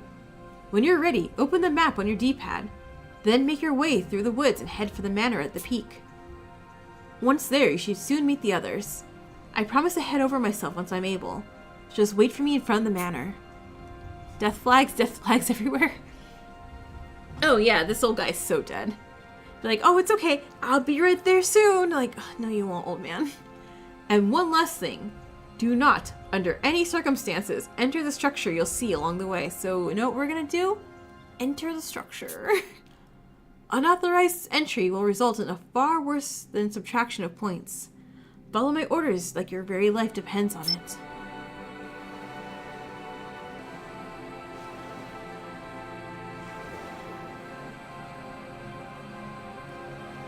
Oh, he left him there to waiting for... Okay, got it. I was like... He's like, nope, not me. This is a message. Beep. Senior Detective speaks without pause. The moment he's finished, the sound cuts out abruptly. I stand there in a daze, holding the tablet, my new D-pad in one hand. I lift my head and peer through the tree line, making out the shape of a mountain with an imposing manor resting on its summit. Is that the building Senior Detective was referring to? While I don't fully trust him, my options are limited. Press for a choice to open the map application on my tablet. Morgue. Great. That's totally reassuring. Also, that's like Jupiter symbol on the right? Top right? I think it's Jupiter. No, that's an extra line. That's not Jupiter. I think. Various graphics appear on screen, displaying the surrounding area. All that blue surrounding everything must be the ocean, which means I've been taken to a remote island. Morgue. Is that the name of this place? I've never heard of it. Could I be in a foreign country or something? Oh no, hun. Guess your English isn't up to good either. Not that, my Japanese would be, but whatever. Either way, getting all gloomy won't solve things. I use my fingers to zoom in on the map, hoping to find more info to go off on. I know, right? It's like... Oh, okay. Gormengast Lab. The screen displays my current location and a few details of the vicinity. Does that mean we're near... I was gonna say, like, we're near Europe somewhere now? Just as Senior Detective said, there seems to be some sort of manor atop the peak, plus another structure near the tree line. Without any other clues to guide me, I decide to follow Senior Detective's instructions for now. Oh, I need to register my detective alias on here, but I don't have any talents. And I definitely regret putting something random in. Yeah, no, I got nothing.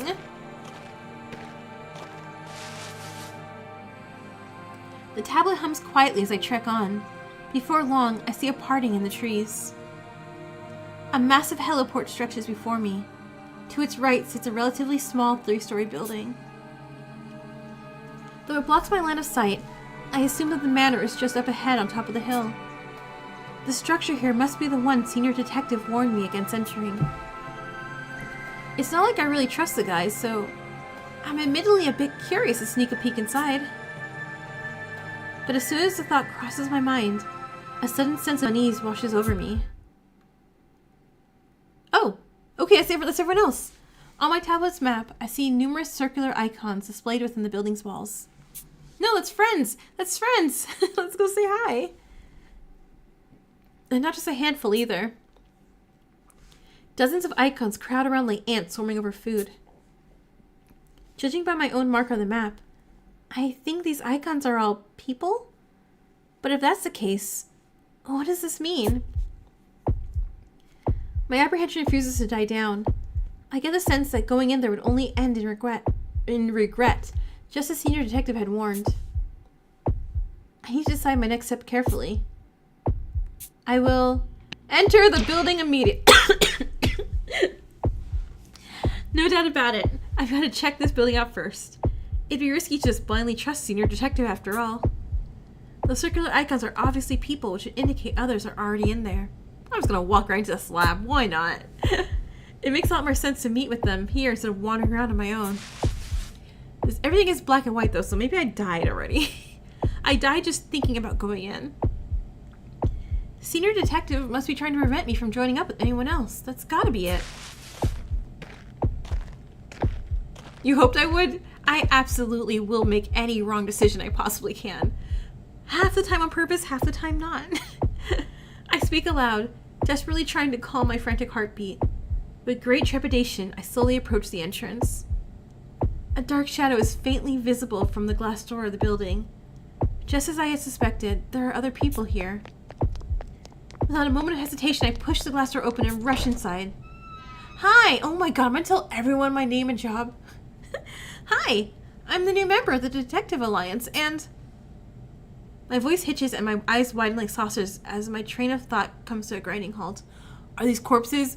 Tell me they're corpses. Let it be corpses, let it be corpses, let it be corpses. All from the shock of seeing the horrific scene that lay before me. Corpses! Corpses! A large mound rests in the open space beyond the entryway. A haphazard pile, blackened and dead, reeking of rotten cheese and fetid garbage. Convincing myself that it's fake, I draw closer for some reason. I was like, maybe they're not really dead bodies, I should poke them all. Then, I lock eyes with one. Its cloudy gaze a stark reminder of our shared mortality. It's heartbreakingly clear that this corpse once belonged to a living being.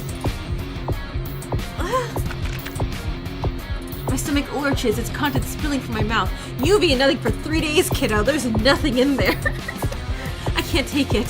Sinking to my knees, I suck in heavy breaths as my heart hammers so hard it threatens to burst. Senior Detective must have known. Regret fills me for not heeding his warning. I want to run, to break away and leave this place forever. I desperately focus all my energy into every lungful of air I take. My pulse won't slow down. In fact, it keeps growing faster. My chest burns like it's on fire. No matter how hard I try to inhale, my chest only aches more and more, until finally, I no longer breathe. What is happening? I can't. My instincts tell me I've got to get outside, but my limbs are numb from the lack of oxygen and movement for the past 3 days again, heavy and useless, as if I'm deep underwater. I crawl, inching along like a caterpillar, but the exit is too far away.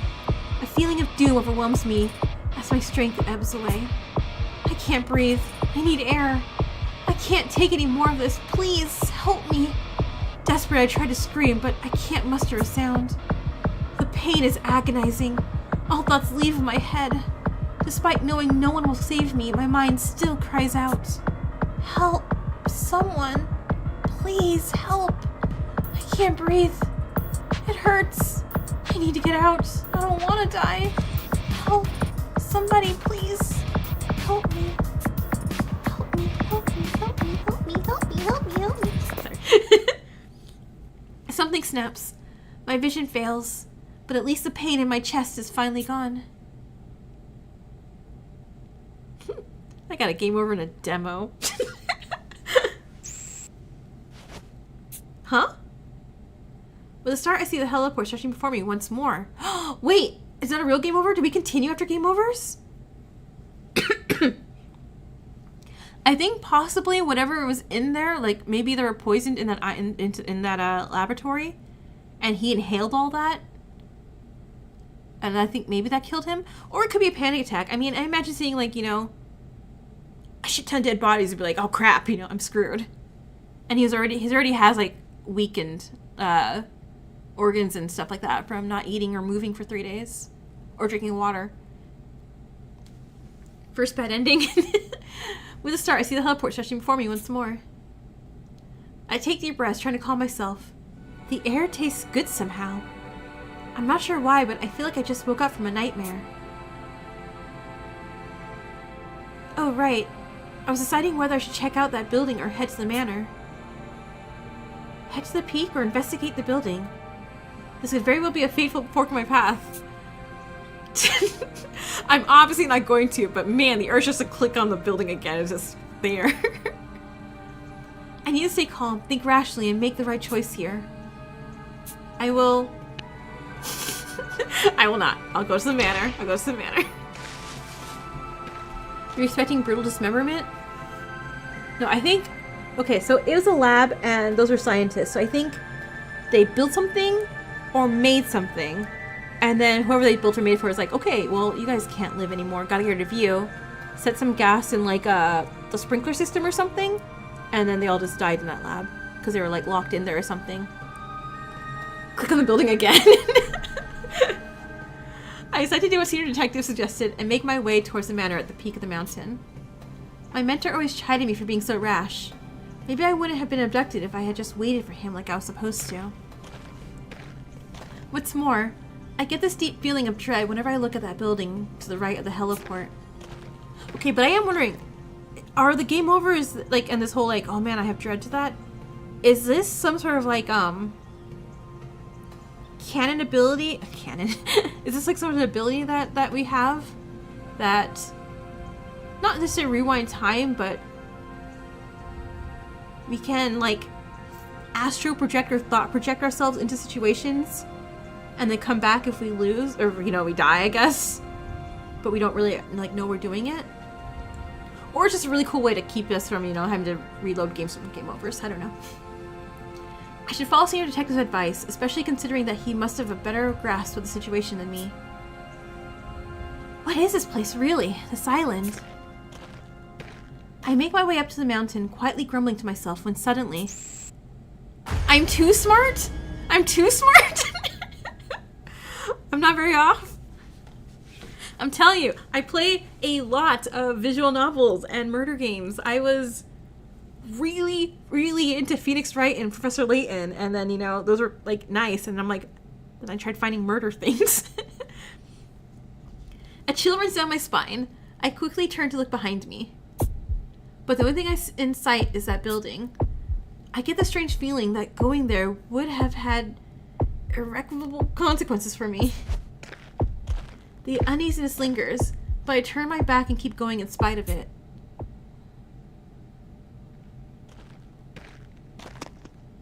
I continue up the twisting mountain path for about 15 minutes, until at last I arrive at the manor door. It was a gentle incline, but I'm still spent. I wearily take a seat, resting my back against the outside of the wall of the manor. You're like that too, which is why you enjoy... Oh, thank you! Yeah, sometimes I feel bad too, because sometimes, because I'm playing so many games at a time, because I'm recording, you know, I have to record backup games too, you know, for in case, you know, anything happens, so I can like, oh, here's some games still. Or, you know, like a week between, you know, some games also. Where I feel bad where I'll forget details, or I'll think details are from one game and I'll think that they're from another. So I always feel like I'm so sorry if I sound so dumb sometimes, but I am trying. I'm trying to pay attention and solve mysteries because I like solving mysteries. It's fun. It's the exact kind of setting you'd expect in any mystery novel. The manor's exterior speaks to its age and smells faintly of lumber. Alright, bye Daniel, see ya! During my approach, I could only grasp at the structure's imposing beauty. Upon closer inspection, I noticed its windows are constructed from an unnaturally thick glass, impossible to break or peek through. I stand up and circle the perimeter, but there don't appear to be any points of entry aside from the front door.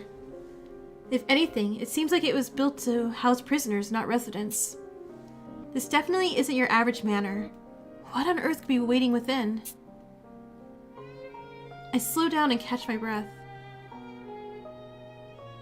Oh, thank you. My hand is damp with sweat. As I turn the knob of the manor's only entrance, a loud clank rings out as it swings open with ease. The interior seems normal enough. Am I just overthinking things? I ask weakly as I take a step inside.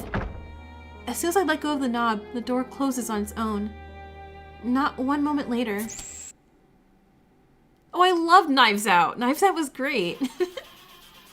Huh? A sharp pain suddenly erupts in my head, causing me to stagger involuntarily.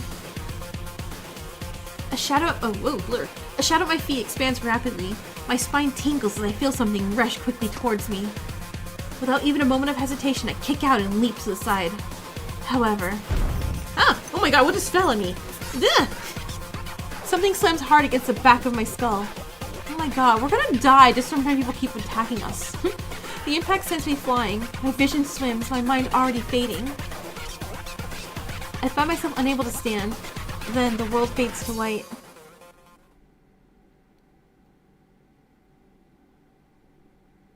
Yes?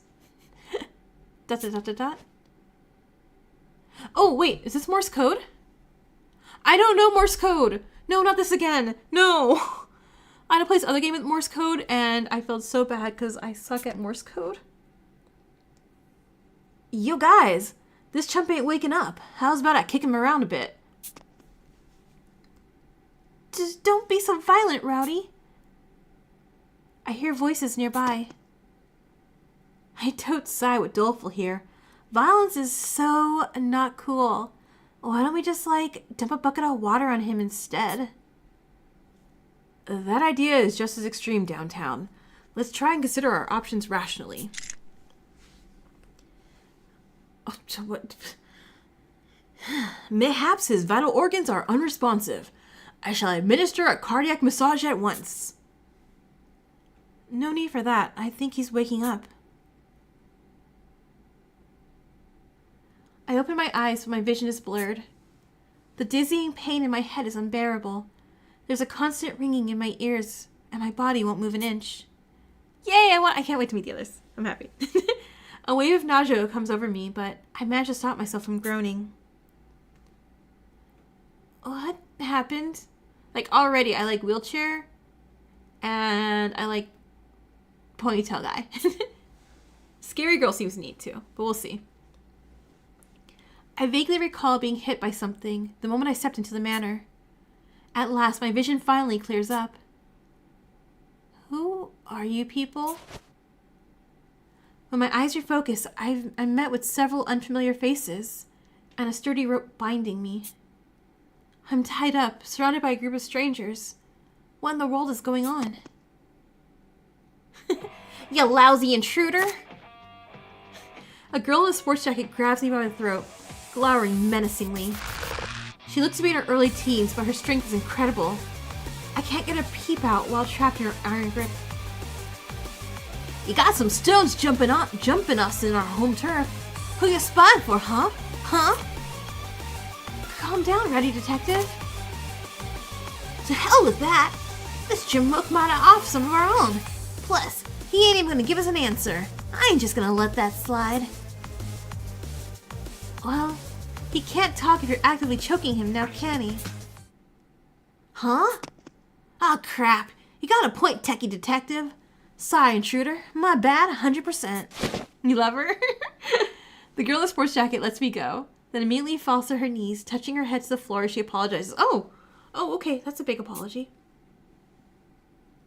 Yeah, no, it's totally fine. You don't have to grovel about it. I'm still in the dark here, but I get that you have every reason to suspect me. Well, that checks out, but it don't make us right. One bad turn deserves another, so come on, hit me. No, I'm not gonna do that. And I can't anyway. I'm all tied up. And please, stop bowing. I have literally no idea what's happening. Who are all of you? What is this island? What's going on here? As I ask the so-called rowdy detective my questions, the boy in the wheelchair approaches us. Well, I take it you aren't here of your own volition? You say you weren't informed of the situation, right? Well, yeah. All I know is the senior detective brought me here. Senior detective? The boy called Techie Detective cups his chin in thought. Oh, I checked your eyes to verify if you were unconscious. We'll just assume it wasn't a self-induced ruse for now.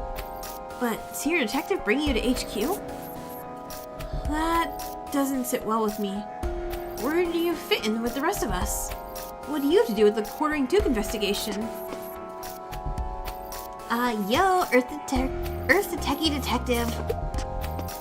Yeah, his mismatched eyes are so cute. Ow! Oh, sorry. I was lost in thought. Rowdy Detective pokes Techie Detective, snapping him out of his trance. He dips his head in apology.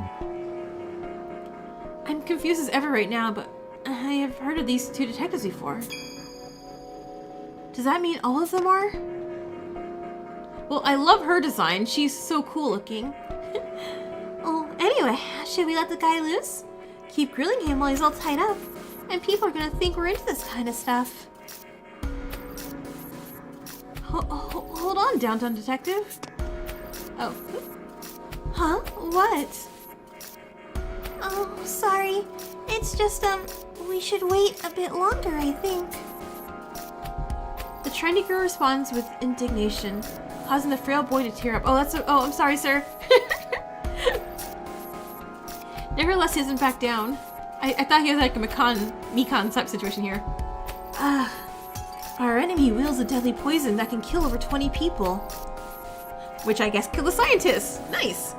If this is him, he could wipe us all out just by scattering a trace amount of it. Band-Aid. Freeing him without at least a pat-down would be far too dangerous. Oh yeah, guess I got a little antsy there. My bad.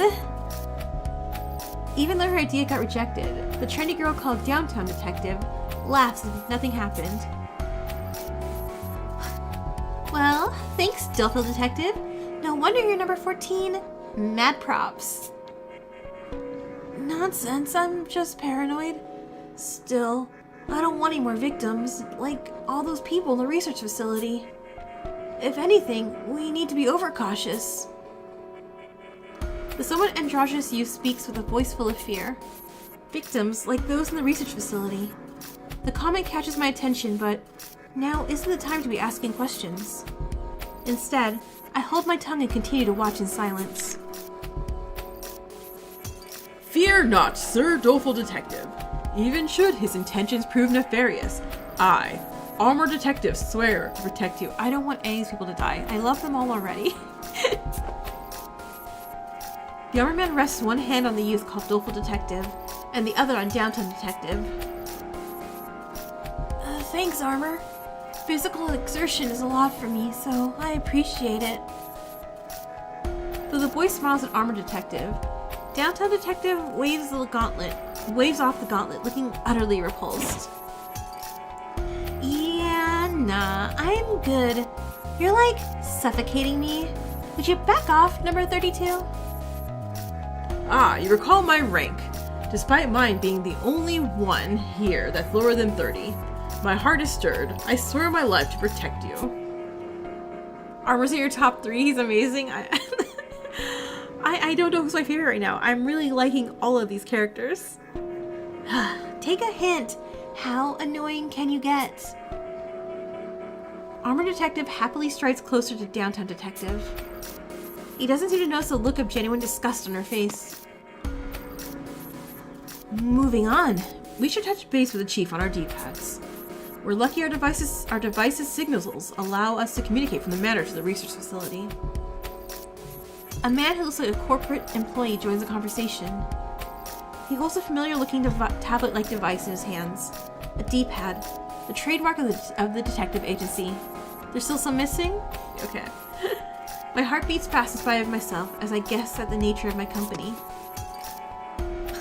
Thanks, workaholic detective. You're always so quick on your feet. Adulting workaholic. I like him too now. Adulting 101. Plan, do, check, act.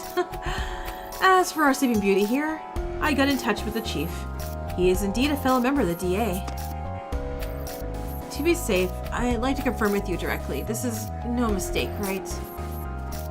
Right, no mistake about it. Though I only just got my D-pad, honestly, I'm completely new to this. Everything clicks into place as I speak with the man referred to as Workaholic Detective. Ponytail sound? I knew it.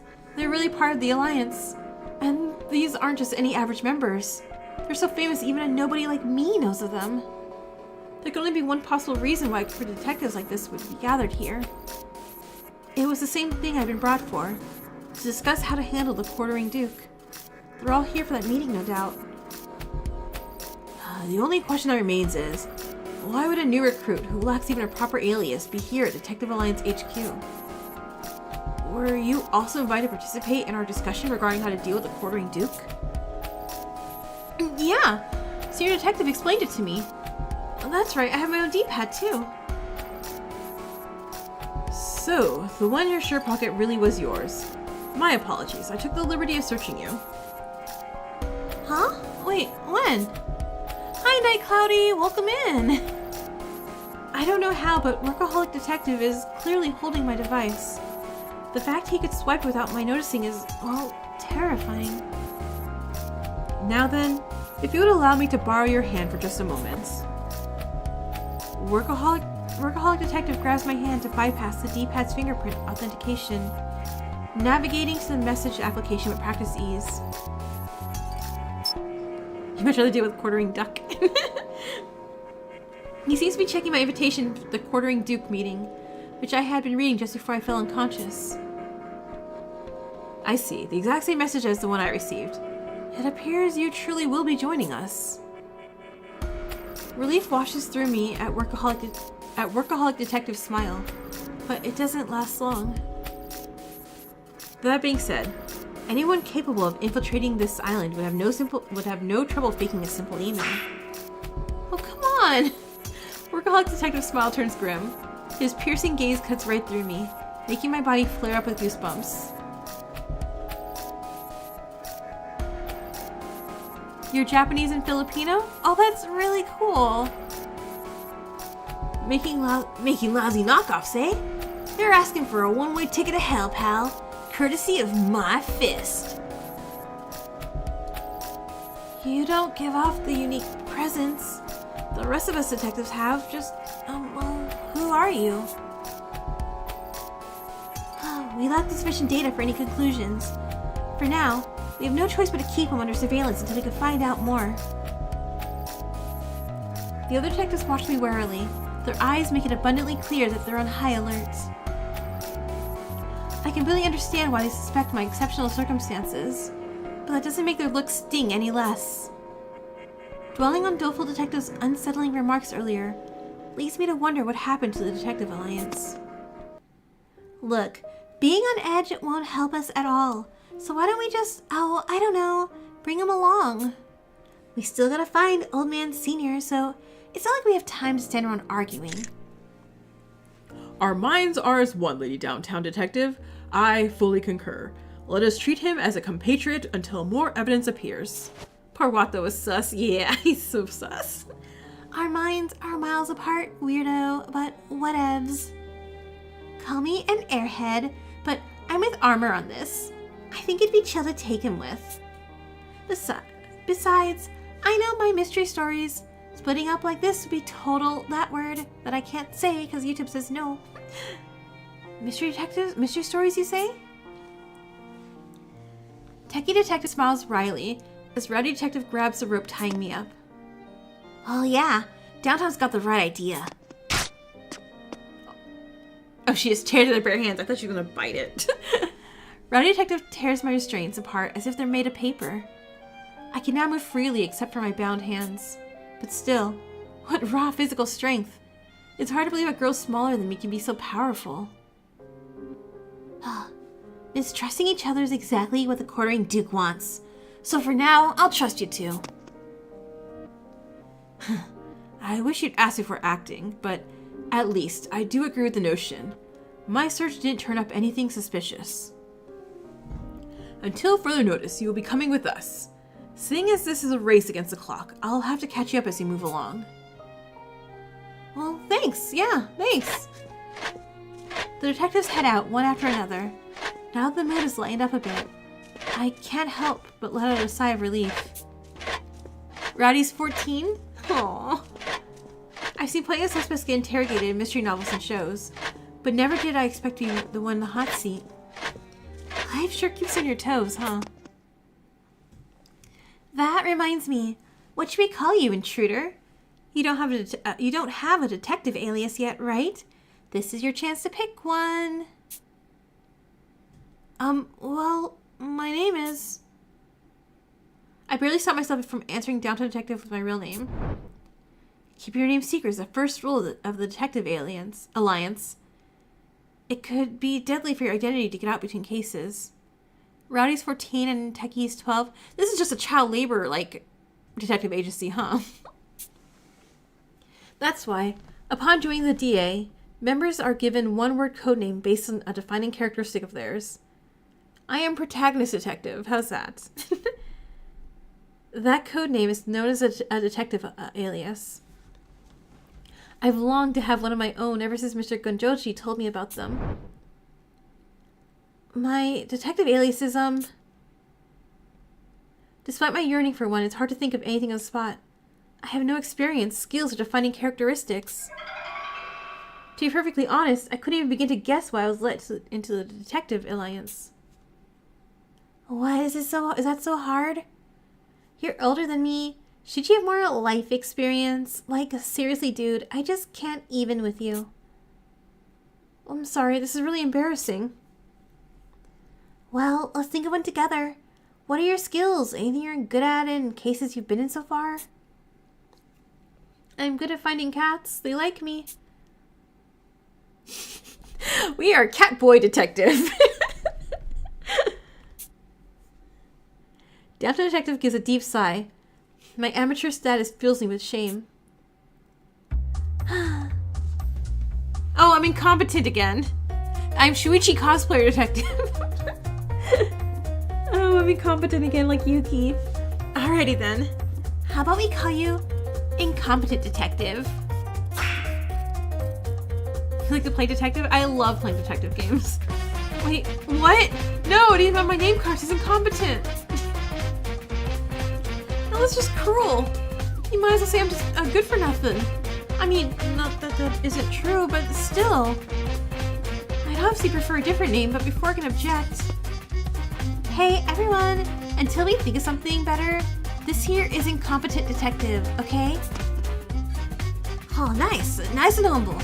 Fitting for a young gun itching to find its place in the world. I see. So this is a caricature of your traits, in the same vein as doleful and workaholic. Right, you're one of us, Incompetent. A name with which we call upon your aid deepens our bonds. I am at your service, Sir Incompetent. Picking on the new guy takes me back. Incompetent Detective rapidly gains approval of the rest. So rapidly that it's too late to dispute it, much to my chagrin. Hold on. Look how fast your new name caught on. I'm so happy for you, Incompetent. It doesn't make me happy at all. So I protest. Downton Detective ignores me, flashing a devilish smile. Thus, did I become Incompetent Detective with a really great song in the background now, an official member of the Detective Alliance.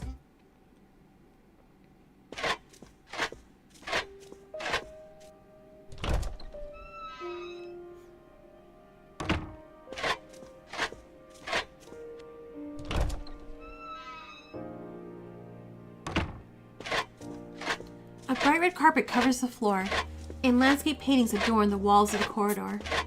The detectives explain the situation as we walk down the passageway, the scent of the roses on display around us drifting in the air. This location to which you've been brought is an island that doesn't appear on any map. The DA's used it as a base of operations for years. It has 2 buildings, Snarks, okay, a research facility for investigation support and gear development, and Gormengast, a manor for overnight stays. The original plan was for everyone to discuss the situation at the manor. We were to review dioramas of the various Quartering Duke cases. Detective gets embarrassed so many times. Yeah, I mean, he could be embarrassed detective too. Wait, that was the plan? That was the plan? Granny Detective suddenly punches the wall beside her, causing the other nearby walls to tremble from the impact. When we got here, a bunch of detectives from HQ have been snuffed out by poison. All 22 members of the research facility gone. All 22 of them? Every hair in my body stands up on end at this unthinkable news. Even among history's more infamous mass murders, few had a death toll of more than 20. Killing 22 people at once is beyond all reason. The culprit piled their bodies at the facility's entrance as they were naught but rubbish. Such savagery is no less than inhuman. Seeing that heap of corpses would have killed your appetite big time, and your soul because it totally did kill ya. Incompetent. And the poison gas from the room would have killed you for real. Oh, hey, like it did. Lucky you didn't go in there, huh? Yeah, so lucky that, I definitely didn't do that. A heap of corpses. Just imagining it makes me feel faint. And that's not even taking the deadly gas into account. Maybe Senior Detective knew about that gruesome scene, so he sent me straight to the manor instead. That would also explain why he hid me in a forest and went off on his own. I need to find him soon and thank him for keeping me safe. It was another Quartering Duke attack, right? I love being right. I'm so happy when I'm right. Well, we're not sure yet. For how many deaths there were, the clues are awfully scarce. Quartering Duke's cases always result in 2 concurrent victims. This crime would appear to have a different modus operandi. Ha! The Quartering Duke did him in, no doubt. If I catch that bastard skulking around the island, I'm a clean as clock. It's said that the Quartering Duke has killed over 100 people, but even that was over the course of half a year. On the other hand, murdering 22 people at once, all of them first-rate detectives, no less, could hardly be the work of an amateur. Okay, I see the raincoat crossover here too. I get the impression that he commits grisly deeds for the thrill of it, but otherwise, his identity is a complete mystery. We began our investigation at the research facility, but then the Chief's D-pad received a message from a surviving Alliance member. Techie Detective draws out his own D-pad and plays an audio file. Senior Detective... Some attack... all dead. Hiding in... Chief, meet here, help... The recording cuts off there. Although the sound was low and full of static, even I could grasp what was signified. That's Senior Detective's voice, isn't it? He's alive then, thank goodness. Yeah, I'm certain that's him. Making it through the situation unscathed. It's no wonder he's a legend among detectives. I still haven't met the Chief? Hopefully before the demo wins I meet him. Is he really that incredible? You know the Dayless Night incident? It still shows up on the news. Not only did he solve it, he's also a founding member of the DA. The Dayless Night incident? Even school textbooks talk about that case, and you're saying he cracked it? I was a kid then, so I don't remember much, but it was the worst terror attack in national history, sparked by a new religious movement. From that event onward, criminal atrocities swept the nation, which is part of why the Detective Alliance was formed. Solving a case of that magnitude would absolutely qualify him as a legend. Originally, we split up from the other detectives and headed to the manor to reconvene with Senior. smoothly. It must be a villain most foul for even Sir Senior to be forced into hiding. We must hasten to his aid, forthwith! Huh? You mean there's other detectives here besides you guys? For sure. There's like, what, 6 more investigating the research facility? It's like Detective Bogosale there, lemao. I don't get quite what she means by that, but I guess it's a lot of detectives. I'm still reeling from the heinous murders we have yet to unravel, but at least now there's a glimmer of hope. I believe we searched every room, but there's no sign of Senior. Maybe the culprit arrived here before we did? Senior would have realized that and escaped. If the message was intercepted, the culprit could have easily gone ahead of us. Oh, yeah. I can see that happening. It took us like, what, 10 minutes to get here? But there's only one path from the facility to here, and it's surrounded by sheer cliffs. No one could escape without us noticing. The detectives process the situation with impressive speed. I'm barely keeping up as I struggle to understand what it all means. Downtown's casual chit-chat is about the only thing that makes any sense to me. This room doesn't get wireless internet either, huh? Why bother having a phone then? Ugh, this is such a major bummer. Even if there was a router here, I doubt it would do you any good. Oh yeah? Why? 'Cause the island's off the grid? Well, not exactly. I tried connecting to a wired network in the research facility, but I couldn't get it to work at all. I made another attempt here at the manor a moment ago, but that failed too. The island's communications antenna must be down. But our D-pads can still link up to each other, right? What's the diff between that and our smartphones? Well, the D-pads have a unique communication system. As part of the RD team, I must say it's truly amazing tech. Basically, it works by... Okay, so, we get it. So, I can't even, like, chat with my followers while we're here? Could this be any lamer? I prefer to see this as an opportunity. An opportunity for us fellow detectives to deepen the bonds of our camaraderie. I want to be friends with Armor so bad. I'll be friends with you, I promise. Guess it can. That's Sin. You gotta be kidding me. Rowdy Detective starts crawling on all fours. Oh my goodness, okay. Like a dog right at the entrance of the room. She presses her face to the carpet with a sharp expression on her face. Wait, what's wrong, Rowdy? Blood. I can smell it. Huh? Silence fills the room. The others all turn to look at Rowdy. Nearly missed it thanks to that rosy smell on the carpet and the red carpet. But the floor's got blood on it, see? From the entrance to some flowers. Downtown's an influencer, yeah, clear. Oh, a holeless knife, okay. Rowdy Detective approaches an empty vase and sticks her hand in it, pulling out a bloody knife. Bingo. Don't know which poor mug's sauce this is, but I'll tell you one thing. Some goon was on the loose in here. How'd you even notice the smell? The blood's already dry. Been hunting with my old man since I was little. I got the nose of a bloodhound, eyes of a hawk, ears of a rabbit, and the raw macho spirits. I'm not so convinced that helping on hunting trips would give you these kind of abilities, but it's astonishing nonetheless. Rowdy's a hound. Rowdy, that knife wasn't used here, was it? Yep. Nothing in this room but traces and stains. Guessing the one came by to hide the knife. I can track the scent, but the hall's chock full of roses. It ain't gonna be easy with them smelling up the place. I figured as much, but that said... Techie, why don't you have an alternative method?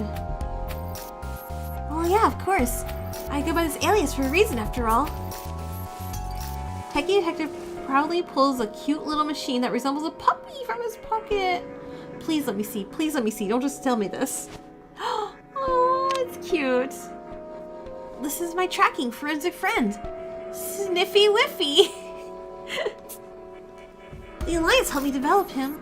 He can tirelessly trace down any scent he registers. And his prime directive is to save lives.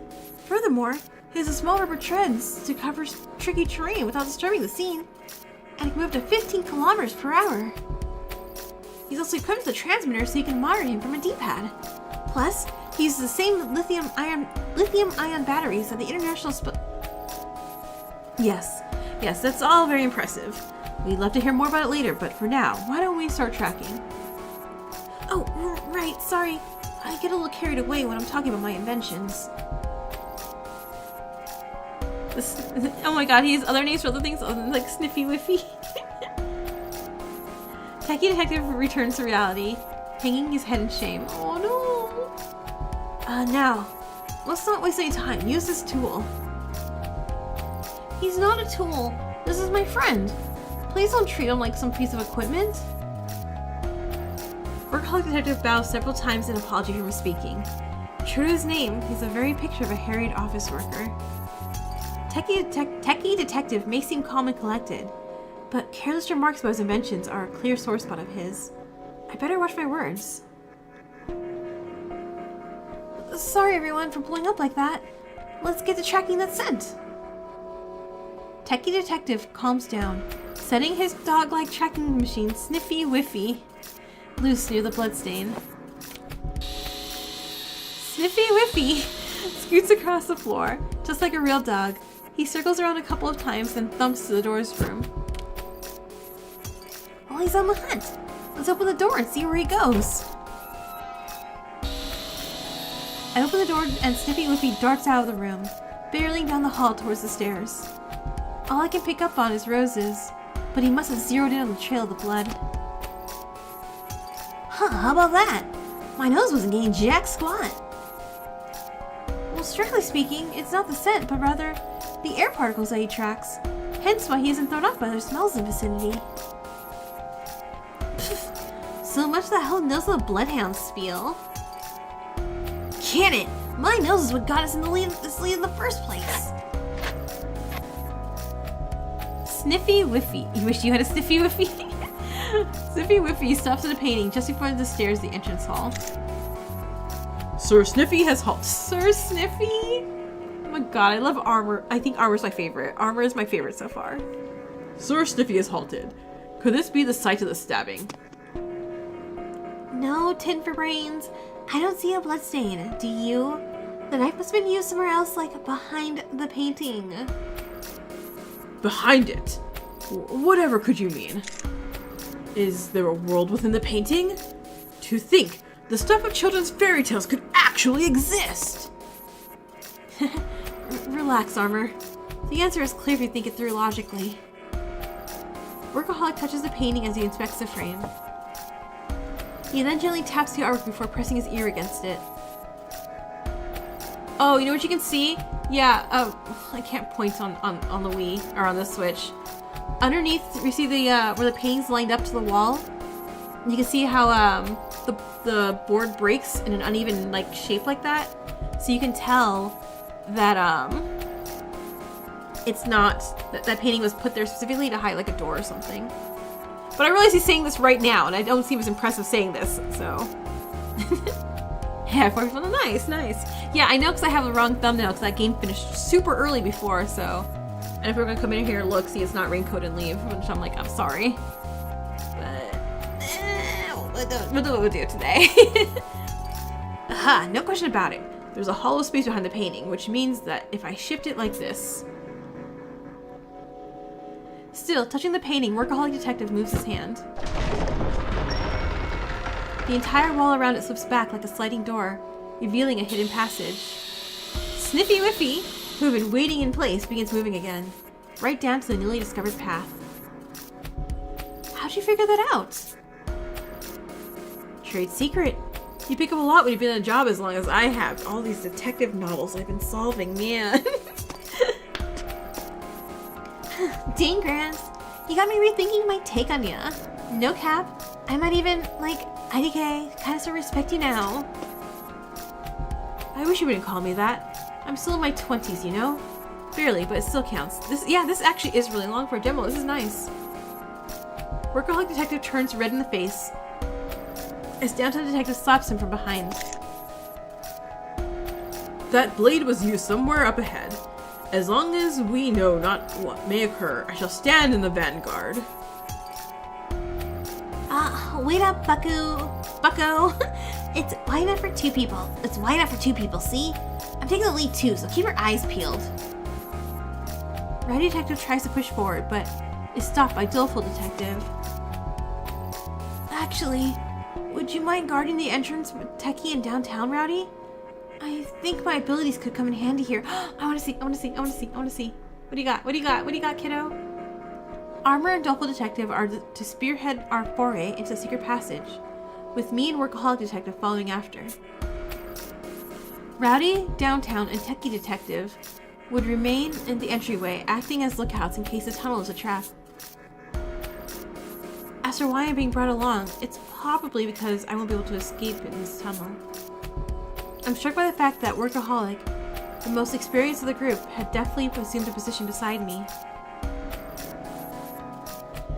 These detectives don't miss a single beat. Alright, Armor, and I will lead the way. As he speaks, Doleful and Armor and Detective enter the tunnel together. Workaholic and I continue right behind him. The four of us descend down a spiral staircase that winds its way underground. It could be reusing assets from the game maker or not, but you put a green filter in this room and it's like the room we were in when we were kidnapped as kids with Saika and them. At the bottom is a gloomy underground tunnel. We proceed into it, using the light function on our D-pads to guide our way. The only sounds are our footfalls echoing in the tunnel, as well as Sniffy Whiffy's treads crawling across the floor ahead of us. The air is dusty and reeks of mold, making it hard to breathe. Clearly, this place is seldom used. My love of cleanliness aches to ventilate this place. Doleful Detective's eyes narrow as he travels the tunnel. His usually fearful countenance is tense, as if he's an entirely different person. Impressive, is it not? Doleful's intense concentration, that is. Workaholic Detective whispers to me as if he's reading my mind.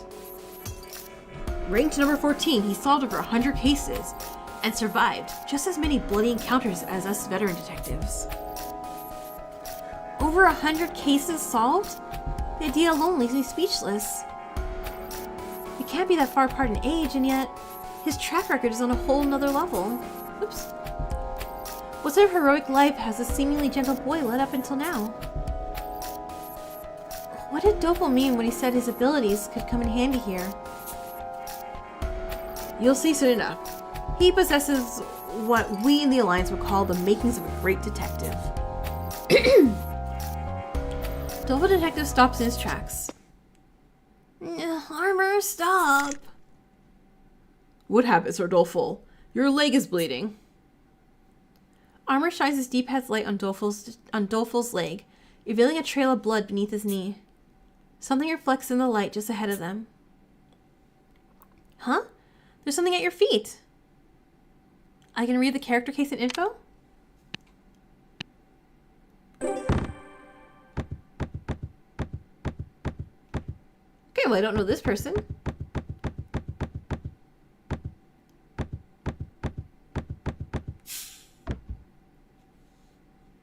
Oh, okay, and I get their abilities and, okay, can move fast. Is a danger magnet? Oh my gosh, I want to protect you so much already.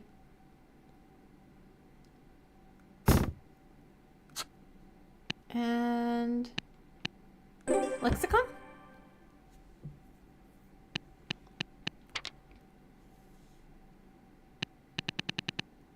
Oh, this is cool. Okay, I'm not gonna read it now because I want to get through the demo, but neat. Oh wait, rank. Do we see? Oh no. Okay, I guess we have to find out who's ranked what. Okay, hold on. Armor. You said you were 30-something? 32 rank.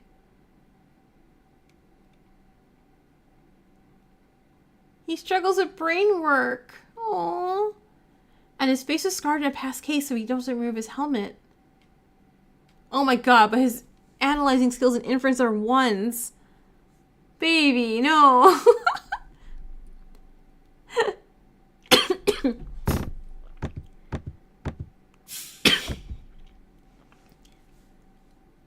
Oh my god, mine suck too. My inference, analysis, and inspection are 232. Case is all 0. Without him, this agency would be a sea of garbage within a week's time. Oh my god, that's funny. Alright. Doful, what's up with you? Huh, there's something at your feet. Well, my guess is that it's a trap to ward off intruders. Judging by the texture, it must be some kind of wire. Ah, yeah, he's right.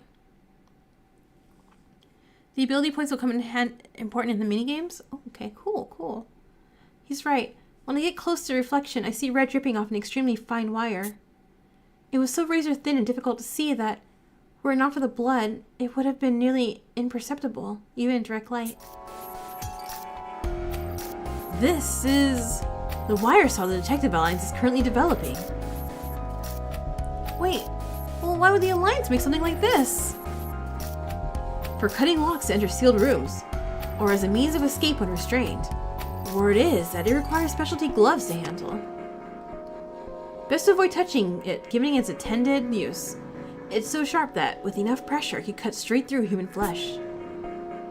Ugh, it's a good thing I noticed it then. Workaholic Detective produces some medication and bandages from his pocket, and begins applying first aid to Doleful Detective's leg. This is a rather nasty cut, but you're lucky to get off this lightly. Anyone else would have been liable to lose a leg in your position.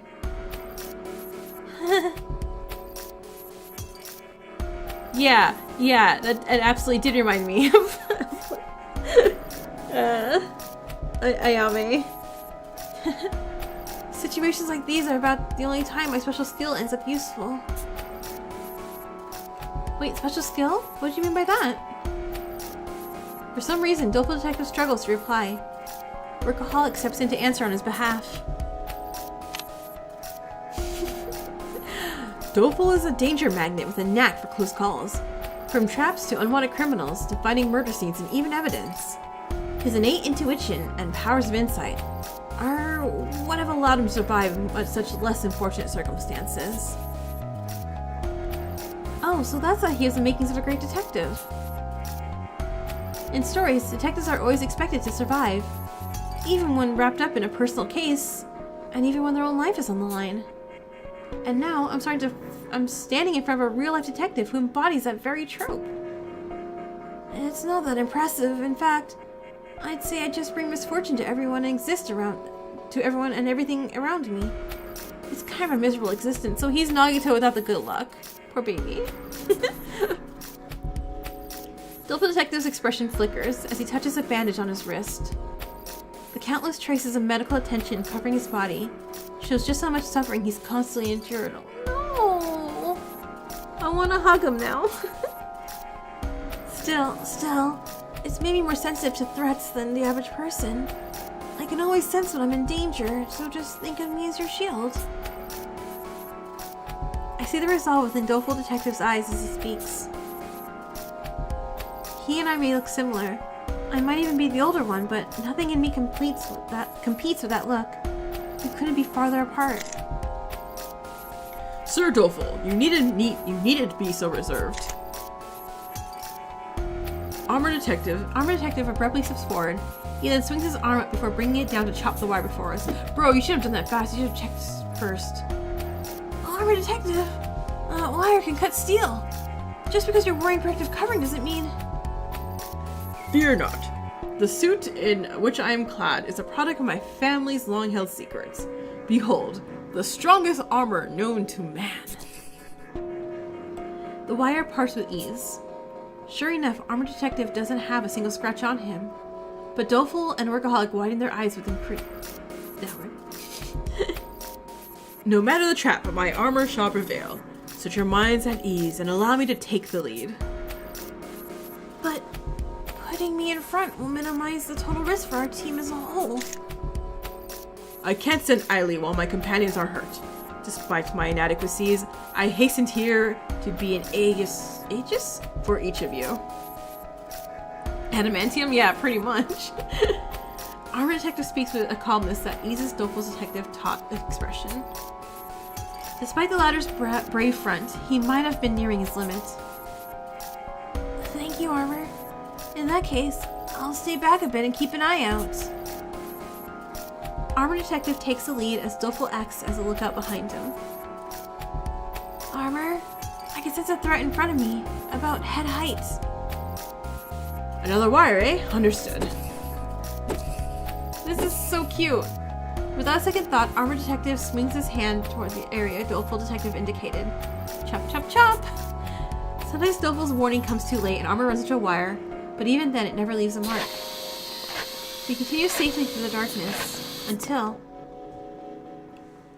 Based on the signal, the tracker is stopped 5 meters ahead. It seems we have arrived at the scene where the knife was used. We finally make it to the end of the tunnel with 0 injuries, save for Doleful Detective, of course. Sniffy Whiffy is parked right in front of a steel door, which means the bloody knife we found earlier must have been used right behind it. I hate to ask, Armor, but would you mind taking point? No need to apologize, Sir Workaholic. My armor exists for the very moments I must forge such paths. And yet, Armor Detective looks tense as he cautiously touches the doorknob. Goosebumps ripple across my body. Deep down, I get an overwhelming urge to scream, "Don't open it!" It's as if my mind somehow knows that what we're about to see is truly horrific. I have an extremely bad feeling about this. I shall open the door and count to 3. 1, 2. The doorknob makes a click as it turns. My heart rate leaps, but I can't bring myself to look away. 3. It's like, and demo ends! A blinding light flashes as the door opens, forcing me to avert my eyes. On top of that, a metallic stench, blood again, envelops me. The way it sticks to my throat makes me cough. However, none of the other detectives show even a hint of fear as they proceed beyond the door. I hurry to follow them, but at that moment... Yeah! Doleful Detective's cry echoes out. And I think now we got dismemberment from the wires, huh? As I step into the room, the first thing I see is the ground dyed in crimson.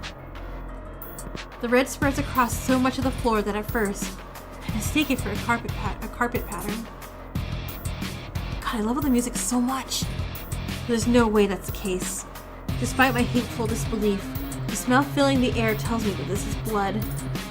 With each breath, the metallic stench fills my lungs, my stomach, my whole body. I'm assailed by an overwhelming urge to vomit. If I lose focus even for a moment, I know I'll wind up spilling my guts out. Upon closer inspection, I notice something floating in the ocean of gore. It's large and reminds me of a caterpillar. 4 other long, thin objects surround it, which are its limbs, I'm assuming. In a way, they resemble a quartet of lifeboats, all rowing in different directions away from a sinking ship. But in truth, they're human limbs, scattered about across the floor. Before us, a scene devoid of life. A man whose name I don't know gazes at me, his head half submerged in the sanguine sea. My eyes are transfixed as I stand there in a daze. Okay, I also really do love the writing on this. There's a biting chill as if the temperature has dropped by quite a few degrees. My hands and legs tremble, I can barely stand. Every ounce of strength leaves my body, which no longer feels like my own. I muster up all the willpower I can, only to topple over on the spot. Is this all just a bad dream? First crime scene, huh? I know it's hard to take in, but trying to look away. Without any concern to spare for me, Workaholic walks towards the pool of blood.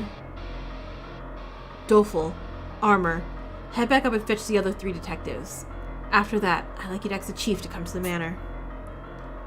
He sums up the heart of the manor in a low voice. It's a homicide. Someone has murdered Senior Detective. Oh! Okay, I knew he was gonna die, but I know we were gonna find him, like, already dead. Dang. Also, there is, blood on the roof, which is, suspicious. Like, it's, like, a lot of blood on the roof. Like, does this room, like, flip upside down or something? Like, what the heck? Regardless of how detached he remains while objectively stating facts, it doesn't change the reality we're facing. Old man could retire piece, right? He'd probably sing, like, one more case. Just gotta solve this one last case and I can retire and go home to my family and my kids and my grandkids. And we're like, nah. A middle-aged man's corpse lies dismembered, his limbs strewn across the room we stand in. For the first time in my life, I am confronted with a murder scene.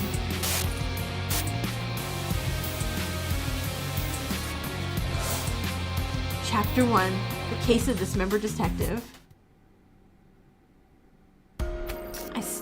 I stand in a corner, my mind completely blank. This is my first time witnessing a murder scene in person. Saika's death is seared in my mind, but this is different. Someone I know lies torn into pieces in a vivid sea of blood, dead. I'm no great detective, and although I try to steel myself, coming face to face with a scene like this has me too weak to stand. Even once I regain my footing, my legs still struggle to remain upright.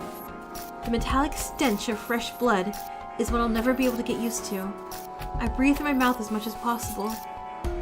If I had the choice, I'd sprint out of this room this very second. I thought the demo was going to end there too. If it at 10:30, I'm going to stop it regardless if the demo's done or not. Because that's going to be my limit for the day. Workaholic detective ignores me as he investigates the corpse with meticulous efficiency. He and the victim must have been well acquainted. His pained look when we found the body suggests that his mental burden is far greater than mine. Yet despite that, he shows no sign of weakness. How much experience solving homicides would it take to become a detective like him? I can't even fathom it, the way I am now. The other detectives who had been summoned by Doleful Detective are unable to hide their shock at the sight. Oh, what's the big idea here? I thought Pops was supposed to have made it. Did he get off while we were rushing over here? That's like so sad, it's not even funny. The demo's really long, won't be over anytime soon? Oh my gosh, like what, they're gonna give me like half the game for free here?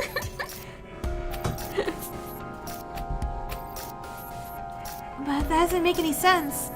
We arrived at the manor 20 minutes after Senior Detective's message.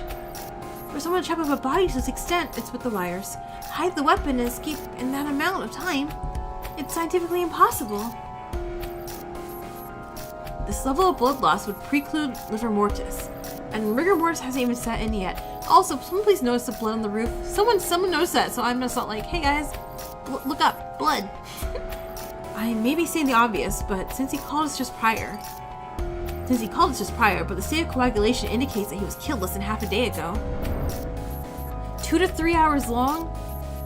Okay, yeah, I'm definitely not getting through all of that. I mean, I'm almost at the 2-hour mark. Let's re-establish the order of events. Senior contacted us at 12:40. We then split into teams and headed to Gormenghast from Snarks. Since we arrived right at 1300, we can safely assume the crime occurred within 20 minutes. It took to travel from the facility to the manor. Yeah, I'm probably gonna, I'll stop at 10:30. And then next week I'm gonna be watching on stream Danganronpa Redemption, because that's gonna be fun. But I'm really liking this, so this is definitely on the list of things. I don't know where to put this. There's so many games now to play. Since we arrived at 1300, we can safely assume the crime occurred in the 20 minutes it took to travel from the facility to the manor. Question? Teacher, isn't there a chance that the criminal could have, booked it before we left Snarks? Not at all. We headed to Gormenghast as soon as Senior contacted us. Had the killer tried to escape, we'd have surely seen him en route. Thus, the killer must have been within the manor when we arrived. I can hoof it for days, but it'd still take me 10 minutes to run down the hill to the facility. Your theory checks out. So the key question is this. Is the perpetrator still inside? Let's consider the time frame for when they could have made their escape.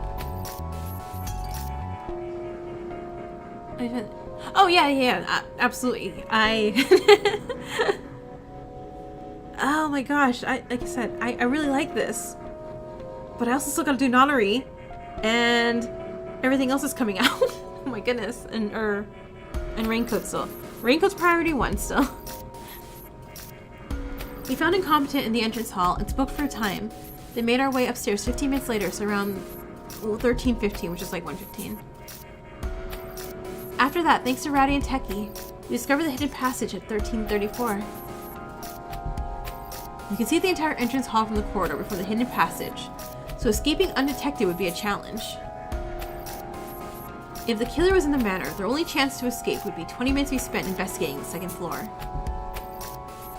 Ergo, it is highly probable that they are, in fact, still within the manor. But wouldn't 20 minutes be more than enough time to slip away? You can make it outside easily enough, but the real problem comes after the fact. There's only one path from here to Snark's, and no place to hide. The jig would be up if you were seen from the window. It simply isn't realistic. Exactly. I actually made a point of checking out the windows, but I didn't see anything or anyone suspicious. Hold up. No one's in the entrance hall right now. Isn't that, kind of sketch? Like, they could totally escape whenever. Oh, that's perfectly alright. The chief is heading over from Snark's as we speak. If the killer tries to flee now, they're certain to get caught before they make it down to the mountain path. Which means the Foul Slayer does indeed still lurk within these walls. Alright then, in that case, let's head back up on the double. It's time for a good old-fashioned manor mouse hunt. Just a moment, there's a more viable method than hiding out in the manor for all of this. Workaholic points directly at me, drawing the focus of the other detectives. Incompetent, if you're the killer, then there is no issue regarding the timing. It would be entirely feasible. The entire game with the extras is 21 hours? Oh boy, okay. Huh? My voice cracks as I'm caught completely off guard. Wait, me? You think I'm the killer? How does that make any sense? You guys had me unconscious.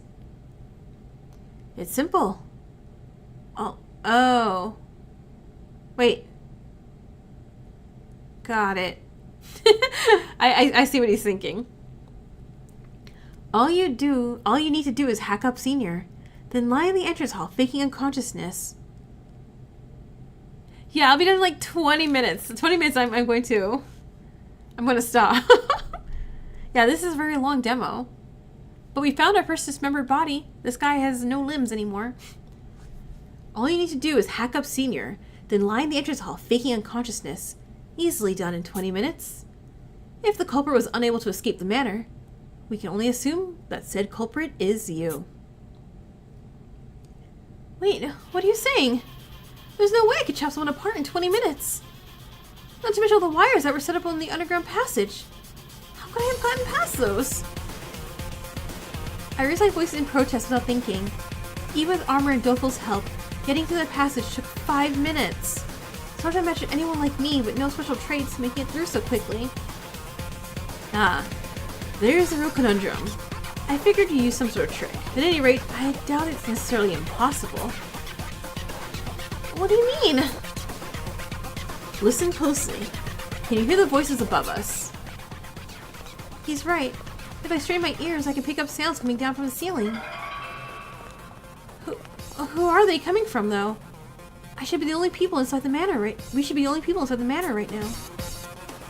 In terms of layout, our current location is directly beneath the entrance hall. I presume that what you're hearing is the chief arriving at the manor.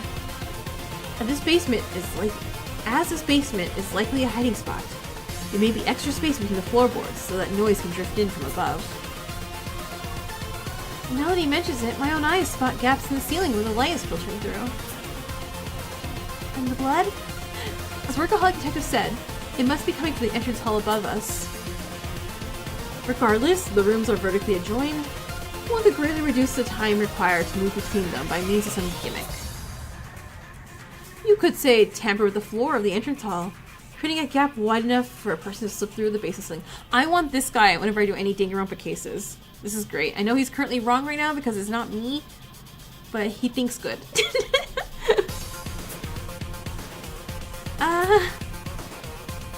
Workaholic's relentless reasoning leaves me overwhelmed. if there's a gap, there could be no way some of my size could, even if there's a gap, there could be no way some of my size could fit through. Okay, hold on, I'm sorry. What is your number? What is your number? Number 10. Nice. Cool, okay. I figured it was pretty high up there. Still, he's right about one thing. The entrance hall and the basement are awfully close together. How could I possibly clear my name now that we know it's possible to move between them? Aren't you, like, jumping to some major conclusions here? It's not like you could prove there isn't a hole connecting the ceiling to the entrance. Your whole Proboscio Diabolica bit is just bullying him into a corner. Like, talk about a total mood killer. Armor. Armor's my favorite. I love armor. I never want anything bad to happen to armor. Please let armor be safe forever. Yeah, this entire soundtrack has been so good, Daniel. But I am liking pretty much everybody here so far. Lady Downtown has the right of it. So long as any such gimmick remains hidden, your accusation is out of the question. And look, he's defending me. Perchance, my plasma knuckle is capable of winning any bout. Could make such a hole, but still. A punched out hole wouldn't close back up anyway. Also, how did Techie's wheelchair make it down the spiral staircase that they talked about earlier? And are you rolling in the blood, kiddo? Well, first things first. Is it even possible to dismember an adult male to this extent within 20 minutes? With the wires that we just passed through. Even if the killer himself is male, they would need an extremely deft hand at amputation to pull out something so difficult. Not like you need to skin him or bleed him or I'm out. Any hunter could do it. Hell, it would have been a snap if I was a crook. So it's safe to assume you're the culprit then. I just bet I could, that's all. There would be no time to deal with it all sport and blood anyhow. Armor, Techie, and someone who hasn't been introduced yet? Actually, I'd say there was. Workaholic probably shares my thoughts on that. Okay, I do like Doleful a lot too. I don't know. So you notice as well, it's true. One could dismember a body in a short span of time if they use those wires we encountered. As he speaks, Workaholic holds up a blood-drenched wire. And pleasant as it is, I'm reminded of how easily Doleful Detective's leg was cut earlier. Wait, you mean someone uses wire on Senior Detective? Obviously, kiddo. Could make someone competent. Yes, in fact, it's possible the Senior Detective was already wrapped up in these wires when he got in contact with us. He may have done so under duress, after which the wires are pulled, slicing him to pieces. All that remains for then is for the culprit to escape. Well, what about you? Who's your favorite characters so far? I chanced on one of those wires again when I went through to get the others. My foot happened to slip on it since it was coated in so much blood. Based on the amount of blood, it's clearly not the same wire you first encountered. The killer must have anticipated us getting past the wires in the passage and discarded it on the floor there. Or perhaps the killer himself set the traps in order to hide the murder weapon. Either way, we have no other recourse but to suspect incompetent for now. Speak up if you have any objections. Objection! I didn't. No. Kiddo, we Phoenix write this. Objection! I shout on impulse. Regret fills me almost immediately. I'd say the same thing if I was guilty, as would anybody in my shoes. Well, I refuse to believe incompetent did it, but that's all the more reason for us to find out what really happened. Agreed. We don't want to accept that a fellow DA member could do such a thing, but as a detective, pursuing the truth is paramount. Workaholic fixes me with a steely look. I want to speak up, but I don't know what to say. The Valley Girl season? Yeah, Downtown, I love her design. She's super cute. I reach my limits just processing all these theories. There's no room for me to make my own deductions. Hold up. Ain't the idea of incompetent being the perp a bit too, I don't know, far-fetched? You ask me, we got the wrong guy here. Do you have any evidence to support this? I'd like to know why you don't suspect incompetent. Call it a gut feeling. I'm usually dead on the money on these sort of things. Don't say dead. Well, that's downright scientifically impossible. We need to base our investigation on solid proof and logic. Back off, Poindexter. You looking for a fight? Workaholic downtown armor is someone who isn't here yet, too? Okay, time out. No more fighting, guys. You're like seriously harshing my vibe. Oh, but that little punk was the one who...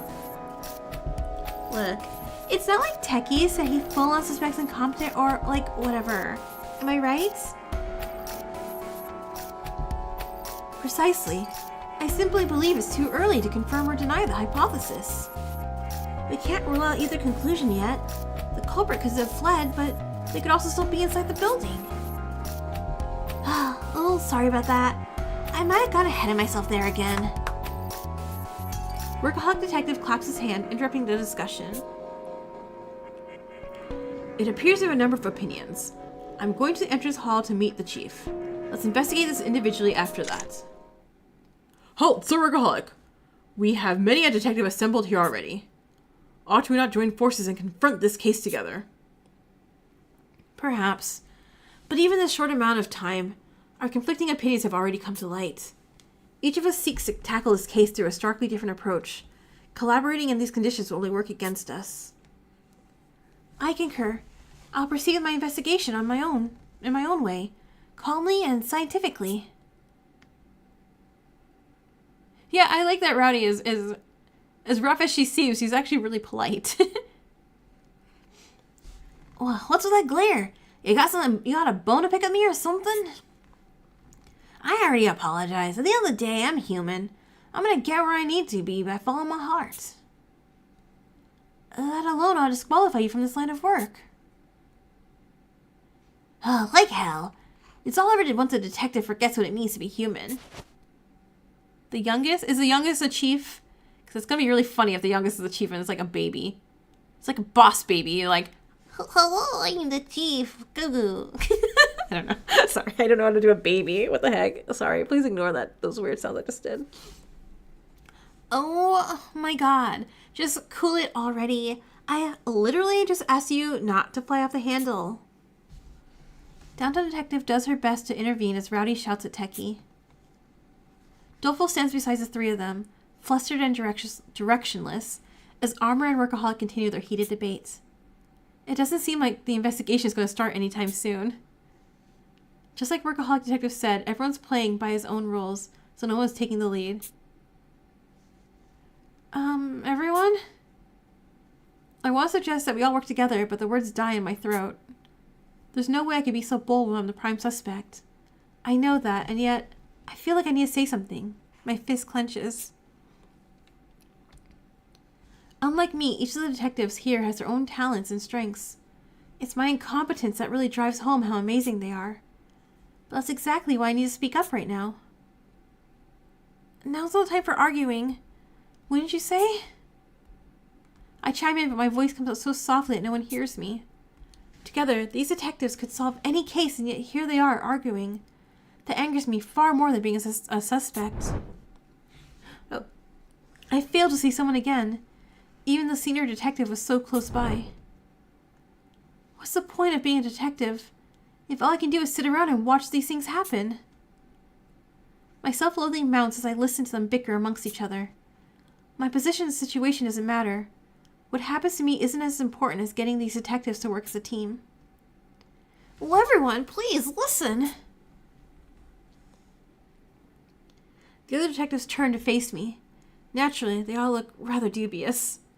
I falter for a moment, but desperately push on. I know a lot of you suspect me, and that's fine. There's a lot to suspect, and I understand that. But can't you at least try to cooperate? Cooperate? That's a tall order. Our personal modes of investigation are hardly compatible. I'm always down for a collab, but what you're kind of asking it for is impossible right now. I mean, we couldn't even agree on whether or not you're the prime suspect. Well, yeah, that's why I want everyone to agree on what direction to take. What direction to take? Well, yeah, that's right. Although I'm too tense to make a proper response, I force my voice out, trying to be as bold as I give the detectives my suggestion. Well, please, proceed with your investigation under the assumption that I did it. If you start there, you'll be less likely to have any more arguments like this one, right? They're all like, what? Why? The detectives fall silent. Maybe telling them to suspect me was too brazen a move after all. Is your head screwed on wrong or something? After all the effort we spent defending you, you got the guts to ask to be a suspect? Have you lost your goddamn marbles? I beseech you not to give up, Sir Incompetent. What has become of your resolve? I'm not giving up. It's not as if I want to be the main suspect here. But it'd be even worse if the investigation stalled out because of me. I'm staking my safety on your deductive reasoning. I raise my voice with all my strength, my trembling hands balling into fists. I trust all of you far more than my own incompetence. If you work together, I know the truth will come out. I'm sure you'll prove that I didn't do it. The detectives silently take in my words. Not one of them speaks up. They all simply stare at me, incredulous. I guess my suggestion was overstepping my bounds. I've only made them all even more distrustful of me. Your favorite's the youngest too? I don't regret it. I'd much rather have these outstanding detectives suspect me than continue arguing in vain. Okay, question mark person. So, you insist that because we're on the case, we'll end up proving that you aren't the culprit. Such words make one feel blessed to be a detective. Isn't that right, ladies and gentlemen? I hear a cold, beautiful voice behind me. Okay, am I going to be in love with this character? Am I going to be in love with this person? Oh no, oh no, oh no. My breath catches as I turn around. Just how should we respond when a suspect gives a statement like that? Is she the chief? Continue to argue, never to find any common ground, or take action swiftly and promptly. I eagerly await your answer. Her hair is as white as snow, her gleaming eyes purple. Oh no, stop saying oh my gosh. Hydrangeas? Hydranias.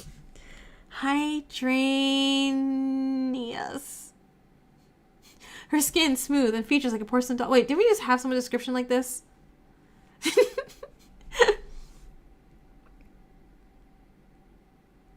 Wait, okay, hold on. This was Saika's character description, right? Minus the white hair, but be black hair instead. So, is this Saika grown up? No, but she'd be the same age as us. This is clearly an older woman. Saika's mom? I don't know.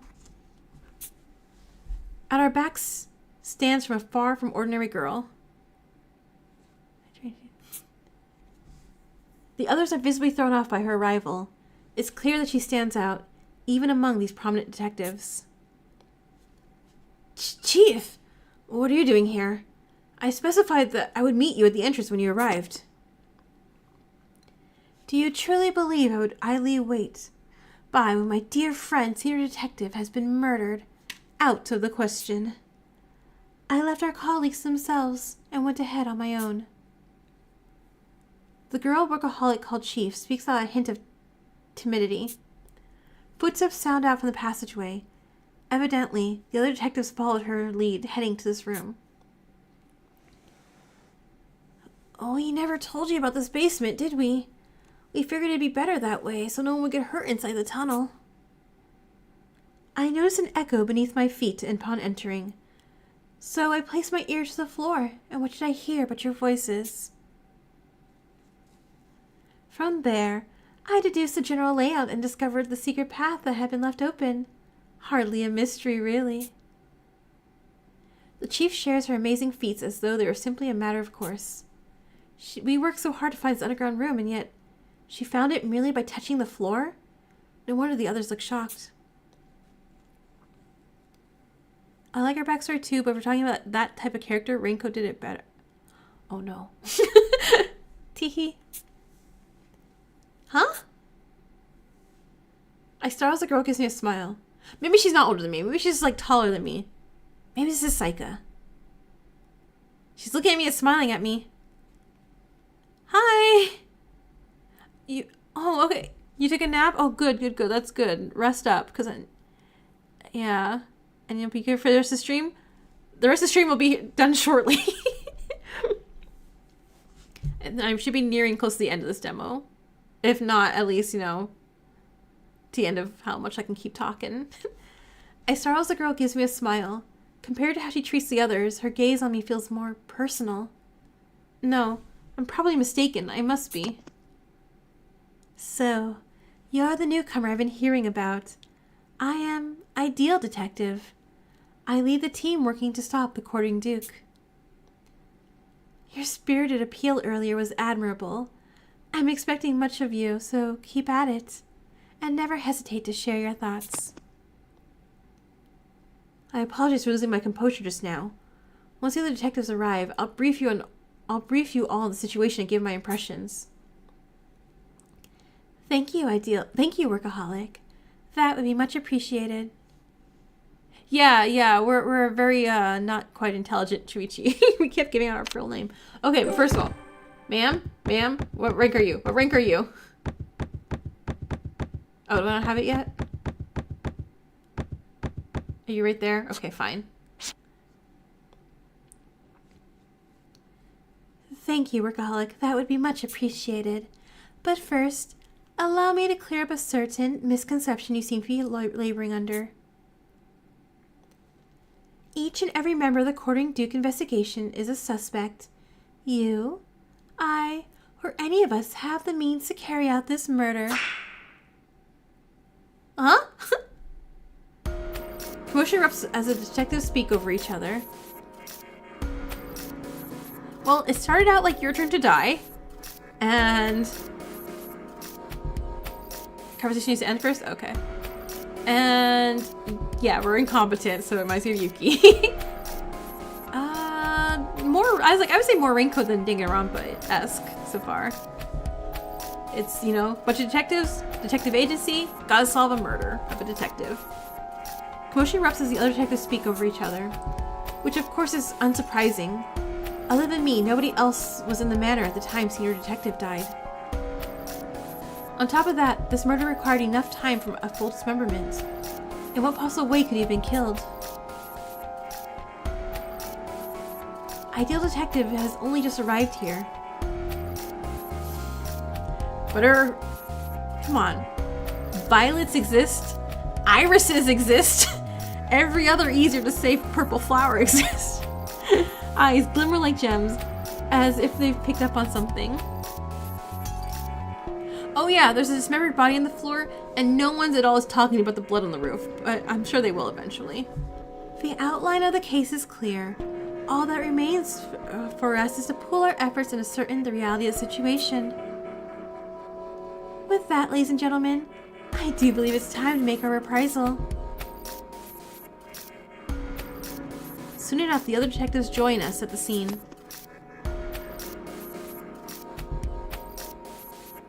Hold on. There...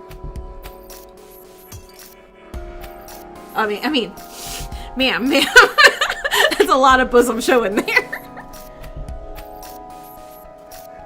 One guy seems cool. Pissed off little girl seems funny. We'll see about the other two. God damn it, Senior. Think your time would come so soon. Just how many trials does the Lord expect us to endure?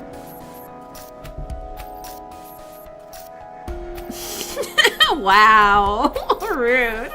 But also, yeah, I know. So, I mean, I think he's in less pieces than Setsuka, so...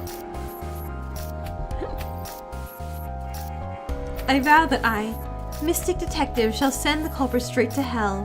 Mark my words, Quartering Duke. The flames below burn hot. But you weren't even close to Senior Detective, the girl said, coldly stating the facts. Are you saying that like you're a writer? What? You mustn't mock our bond, Bookie. Members of the DA are spiritually bound. Soulmates. The extent of our interactions is irrelevant. Repulsive spiritual intimacy aside, I concur. The quartering Duke must pay, the girl said, fist shaking at the thought of her adversary. She is saying this out loud. She is saying this like she's a bookworm, so she's saying it like she's like a novelist reading out a book. A middle-aged man in anachronistic Western garments and a black-haired girl clutching a hardcover book approached the body, chattering. Mystic is the guy? Okay. I was like, I don't know who's who yet, so... Okay, so Mystic is right guy, bookworm is tiny girl. Got it. The man has the mien of a seasoned veteran. The girl, on the other hand, looks around 10. And again, more child labor. Way more child labor. It doesn't flinch at the sight of a corpse. Both of them must be experienced detectives. I, posh detective, ranked number 5 in the DA. Congratulations, 5 is pretty high. Have already arrived at the crux of this mystery. The woman, dressed so elegantly that she looks out of place, jabs a finger at me. Our culprit is the commoner found unconscious. Incompetent detective. The hastily hidden knife on the second floor proves he was unable to escape. Oh, dear me. There I go again, demonstrating my incredible acumen. Perhaps it's time I took the reins as chief instead. Of course I give you. I don't know what your personality said. Now hold on a minute. Didn't Ideal reject that theory just now? I beg your pardon? Her theory is the one that's utter hogwash, I'm sure. Isn't that right, gourmet detective? The woman called Posh Detective speaks to someone in a motorcycle suit, who smiles as she's enjoying herself. Bookworm's your daughter, protect her at all costs. I'll do my best. I wonder about that. Anyway, I don't smell a renegade lingering around. Where did he go? Snack break? Upon arriving, he decided to abstain, stating that this case didn't interest him. I imagine you'll find him napping in the first floor living room. Napping? Even though Senior Detective, a legend in our field, has been killed? Why, I never. Just what is that man thinking? Yeah, but they only use code names, so that's why they all have a name based on either their ability or personality. Renegade's non-conforming nature is his strong suit. I'm sure he'll put his talents to use later on. Let's leave him be for now. Lenient leadership like this is why high-ranking agents defy your orders. Classified detective and detective gentleman didn't even deign to show up. Detective gentleman? Detective gentleman? I want to see detective gentleman. On the honor of the Pinkerton name, I swear... Okay, I guess she said her name. I swear that I will wrest the title of chief from you. Ideal Detective doesn't flinch, and merely smiles at Posh Detective's belligerence. Thank you, Posh. Silly subordinates such as yourself allow me to plunge into my work without fear, despite the risk. You don't trust the white-haired girl? I think she's our dead childhood friend. And I'm really concerned about that. Because I'm like, wait. She doesn't blame us for her being not dead. I mean, clearly not dead now, right? Should the enemy ever succeed in removing me from the front lines, I entrust the Detective Alliance to you. I'll thank you not to speak such ominous things. Your achievements far surpass mine. Nothing of the sort could ever happen. I shall supplant your position by my own merits. Be sure of it, my destined rival. Workaholic Detective explains the situation to those who arrive from the facility. Once he's finished, Ideal Detective addresses us. Gonta's gonna pop out from the shadow. Gonta's gonna walk through the walls and be like, Gonta, her incompetent needs help. Gonta, be gentleman, Gonta gonna help. As you can see, Senior Detective believed to be the last surviving member of the Detective Alliance headquarters has been murdered. Which means, in all likelihood, that the perpetrator is part of the DA as well. Tensions rise across the room. Some detectives look at each other while others turn their gazes at me. We don't know yet, so we still have to solve this. Also, I already game overed like 30 minutes into the game. It doesn't seem like they're going to stop suspecting me anytime soon. I accidentally breathed in poison like a dumb butt. But it was funny. The common pleb simply must be the killer. My highborn brain cells reassure me so. I agree. Rationally speaking, no one but incompetent could be the culprit. His story is dubious from A to Z. Though you two are of common birth, your words ring true. I grant you leave to sing my praises, workaholic detective, loud and clear. Yeah, they did the thing that gets me killed and everything. They said, hey, don't do this thing. So I went and did that thing, and that thing got me killed. I wasn't actually praising you. Let's begin by clearing up the most fundamental misapprehension. Incompetent. Detective is no intruder. I personally invited him to our meeting as a formal member. You personally invited him? But why? Workaholic addresses the elephant in the room. Even I'm hearing this for the first time. I have no idea what she intends for me.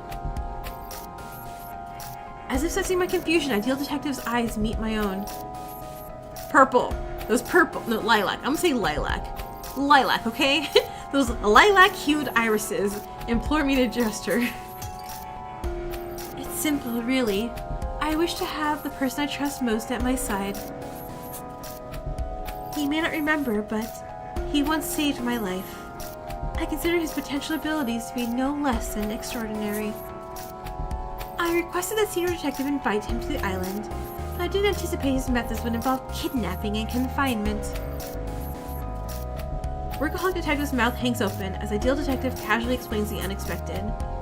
Which makes sense. This is an extreme mixture of business and private affairs. I can tell he's in no state to even begin questioning her. Not to mention, I'm quite surprised myself. I saved her life, but we've only just met.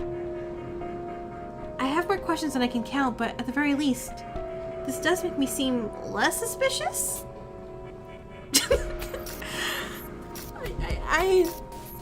There are like a few words. Again, like, Sam like spelled it out for me. It, like, gave me a pronunciation guide and everything, and it's just fled in my brain on how to say this stupid plant. I know it's hydrangea.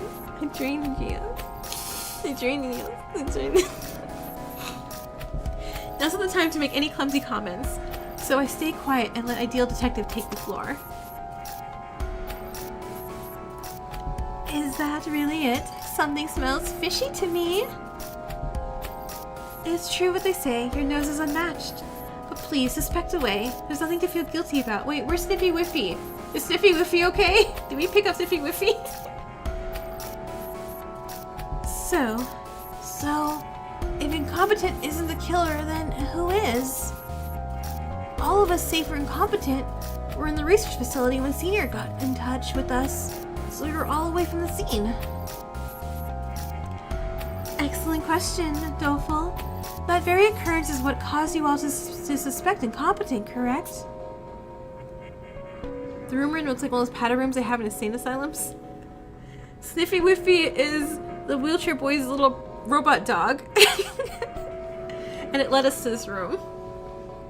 And I love it, and I don't want it to be broken. That was the culprit's first trap. Senior Detective's message was not, in fact, sent from down in the basement. But Senior Detective was unquestionably killed here. Just after making contact, wasn't he? The girl asked the chief with full sincerity. I have it. His spirit was compelled to contact us post-mortem. Quite possibly with the right voodoo ritual. Keep quiet, you occult-obsessed twit, snapped the girl, scolding the man for his useless comment. Naturally, Mystic is incorrect, but making the dead speak is a step in the right direction. I've tested it. We're all just standing in his blood. Like, I hope we all notice this. I tested it, and this basement has no signal. Contacting the outside simply is impossible from in here. I beg your pardon? The other detectives pipe up in shock. Does this mean that Senior Detective was restrained somewhere other than the basement when he made contact? That can't be right. There were 20 minutes between the message being sent and the detective's arrival at the manor. It would be impossible to drag someone down that narrow wire-filled passage, not to mention dismembering them in such a short time frame. It's a fact that Senior contacted us, no? But not from the basement. How else could he have done it? It's a simple trick, really, once you've thought it out. So wait, was he dead longer? And because he had a pre-recorded message to us, did they get a pre-recorded message too that made him think that he was alive? Or has your power and imitates a voice? Okay, the culprit imitates Senior's voice, just as I'm doing right now. Ideal Detective sounds just like Senior Detective as she speaks. If my eyes were closed, I may have mistaken her for the man himself. She's that skilled in impersonating him. Vocal mimicry, huh? That's certainly a possibility if the killer's the kind of person I imagine them to be. Vocal mimicry. I've heard about this historical skill from my mentor. It originated from the Edo period theater. Like, surprise! It's Kanade again. I almost said Kaede, and I'm like, it's Kaede! Because the killer got killed like this piano wire-like thing. He told me how there are established modes of practice, and then the DA where disguises often come in handy. Many were experts in the art. Though I doubt I could ever master it, no matter how hard I tried. Is that why you're so certain the detective is part of the culprit is part of the Detective Alliance? He's some nightmares about those sprites. If a traitor lurks amongst our midst, then the massacre at Snarks would be plausible enough, as would the idea of a fake message from Senior Detective. Such criminal acts would be feasible for another detective, paradoxically increasing the odds that one is indeed the culprit. Exactly. A mere intruder killing 22 research facility detectives would be inconceivable. This is most assuredly an inside job. We were unable to control our turmoil when we discovered the bodies in the facility, and so did the traitor among us. Among us? Bide their time. Plot twist: this game is secretly about Kane's previous murders? Oh my gosh, no. The killer would have an easy time manipulating us to recall. A far easier time than slipping up through the ceiling in the entrance hall. Hold up. I don't care how cool detectives are. No way they can just copy people's voices, even though I just heard Ideal do it. Verily, my training earned me mighty thews, yet my vocal cords remain middling at best. Such mimicry is out of the question. I'll concede that it couldn't normally be done, but we are facing someone who could easily slew a dozen of our comrades. No normal killer, to be sure. That's Armor, and it's currently my favorite character so far. I love him. If we are professionals in logic and reason, then our opponent is a specialist in homicide. 1 or 2 impossible feats would hardly faze them. Don't let your perception limit your perspective. Bodily alterations, unfeasible acts of murderous fiends will stop at nothing to achieve their aims. Both of them fall silent at Ideal Detective's words. Her persuasiveness holds a weight that brooks no argument. He's a big old dork so far. But he's really kind, and so I like that. He was protecting a doleful detective from getting hurt a lot. If that phone message was falsified, Chief, then by the time we received it, Senior was... Precisely. He was already dead, or at least in no state to speak. The culprit used the call to tamper with the chronology of the crime. So the dismembered body is meant to make us think this was done by a quartering duke, as well as distort the time of death. How ingenious. My deepest apologies for allowing the killer's ploy to deceive me. It would seem I still have much to learn. Workaholic Detective hangs his head. Ideal Detective speaks gently at him before continuing to speak. The culprit set up Senior's death in there. The culprit set up Senior's death in here, and fled with his D-pad. Then, per their plan, they contacted me as well as we investigated Snarks. In doing so, they summoned the DA members to the manor so that Senior's body would be discovered. Oh, hold up, boss! We all heard the recording Yamato old senior's message, right? Is it even remotely scientifically possible that none of us would notice his voice wasn't the same? Guys, we saw the murder and the stream. We're done. That would be due to the peculiarities of the human memory. Oh yeah, does she have my thing now? Ma'am? Yes! What? Okay, it has to be 1, right? She's got to be number 1. Number 2! And, wait, she has future sight. Wait, but I thought we had future sight. So if we don't have future sight, she has future sight. She's up to over 1,000 cases. Jeez. Full of bombing, full of mass shooting. Likes cute accessories. Although rank 2nd. So who's 1? Oh, so what are you? Number 5. I think we said that already. 7. 9. Nice. Way to go, you. Where were you again? 14. Oh, girly. 15. She's 11. She's read over 10,000 books, and she's 11. Both her parents are murdered. Oh, okay, by a teacher she admired. Caused her to develop a lack of empathy and trust toward others. Okay, so not only are we child laborers, like you know, taking a bunch of children and making them do all this work. We took an orphan too. Cool. Yeah, Techie's a boy. I'll get a slide over. 22, high school student.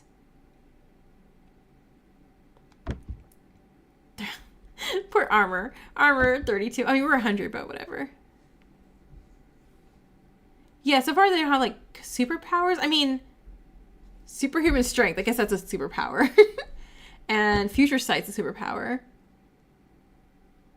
He likes DIY. And... yeah. Okay, back to the story. Sorry. I just want to see if she was number 1, but she's not. She's 2. The human brain excels at recalling visuals, but struggles to do the same with the linguistic and auditory information. Because of this, it is not uncommon for people to be incapable of identifying a caller on the phone, even if it's someone they know well. I often say that a client's name is easier to remember when it's associated with a voice or a face. Things grow hazier with words and sound alone. Yeah, we suck. Yeah. Sometimes, once you hear a person's name on the phone, your memory makes a connection with their voice. Same diff. Bank transfer scams are a prime example. The scammer begins by providing the caller's name, so you fall for it even if the voice doesn't match. You end up convincing yourself that any oral discrepancies are a result of a poor connection. Speaking of, Old Man Senior's message was like totally screwy with static. Oh yeah, it was, huh? I could barely hear him. Was that just a cover-up? Likely so. The whole thing seems contrived. Any theories about what happened? Okay, so if it is one of us who is here, I don't know who to blame yet. I think somehow, I think he was maybe killed above, not in this basement, but above the basement. And somehow he was dropped down into this room. Maybe by, I don't know. It's just, there's blood directly above his body, and then it falls to the floor. He wouldn't have time to go through the maze, or the maze wouldn't have had time to set up in 20 minutes. The maze of all the wires and stuff like that. That was pre-set up way before the 20 minutes. So his body must have gotten to his room, not through the door, but I'm guessing from above. As for who? Not a damn clue. Not me, it's all I know. It's not me.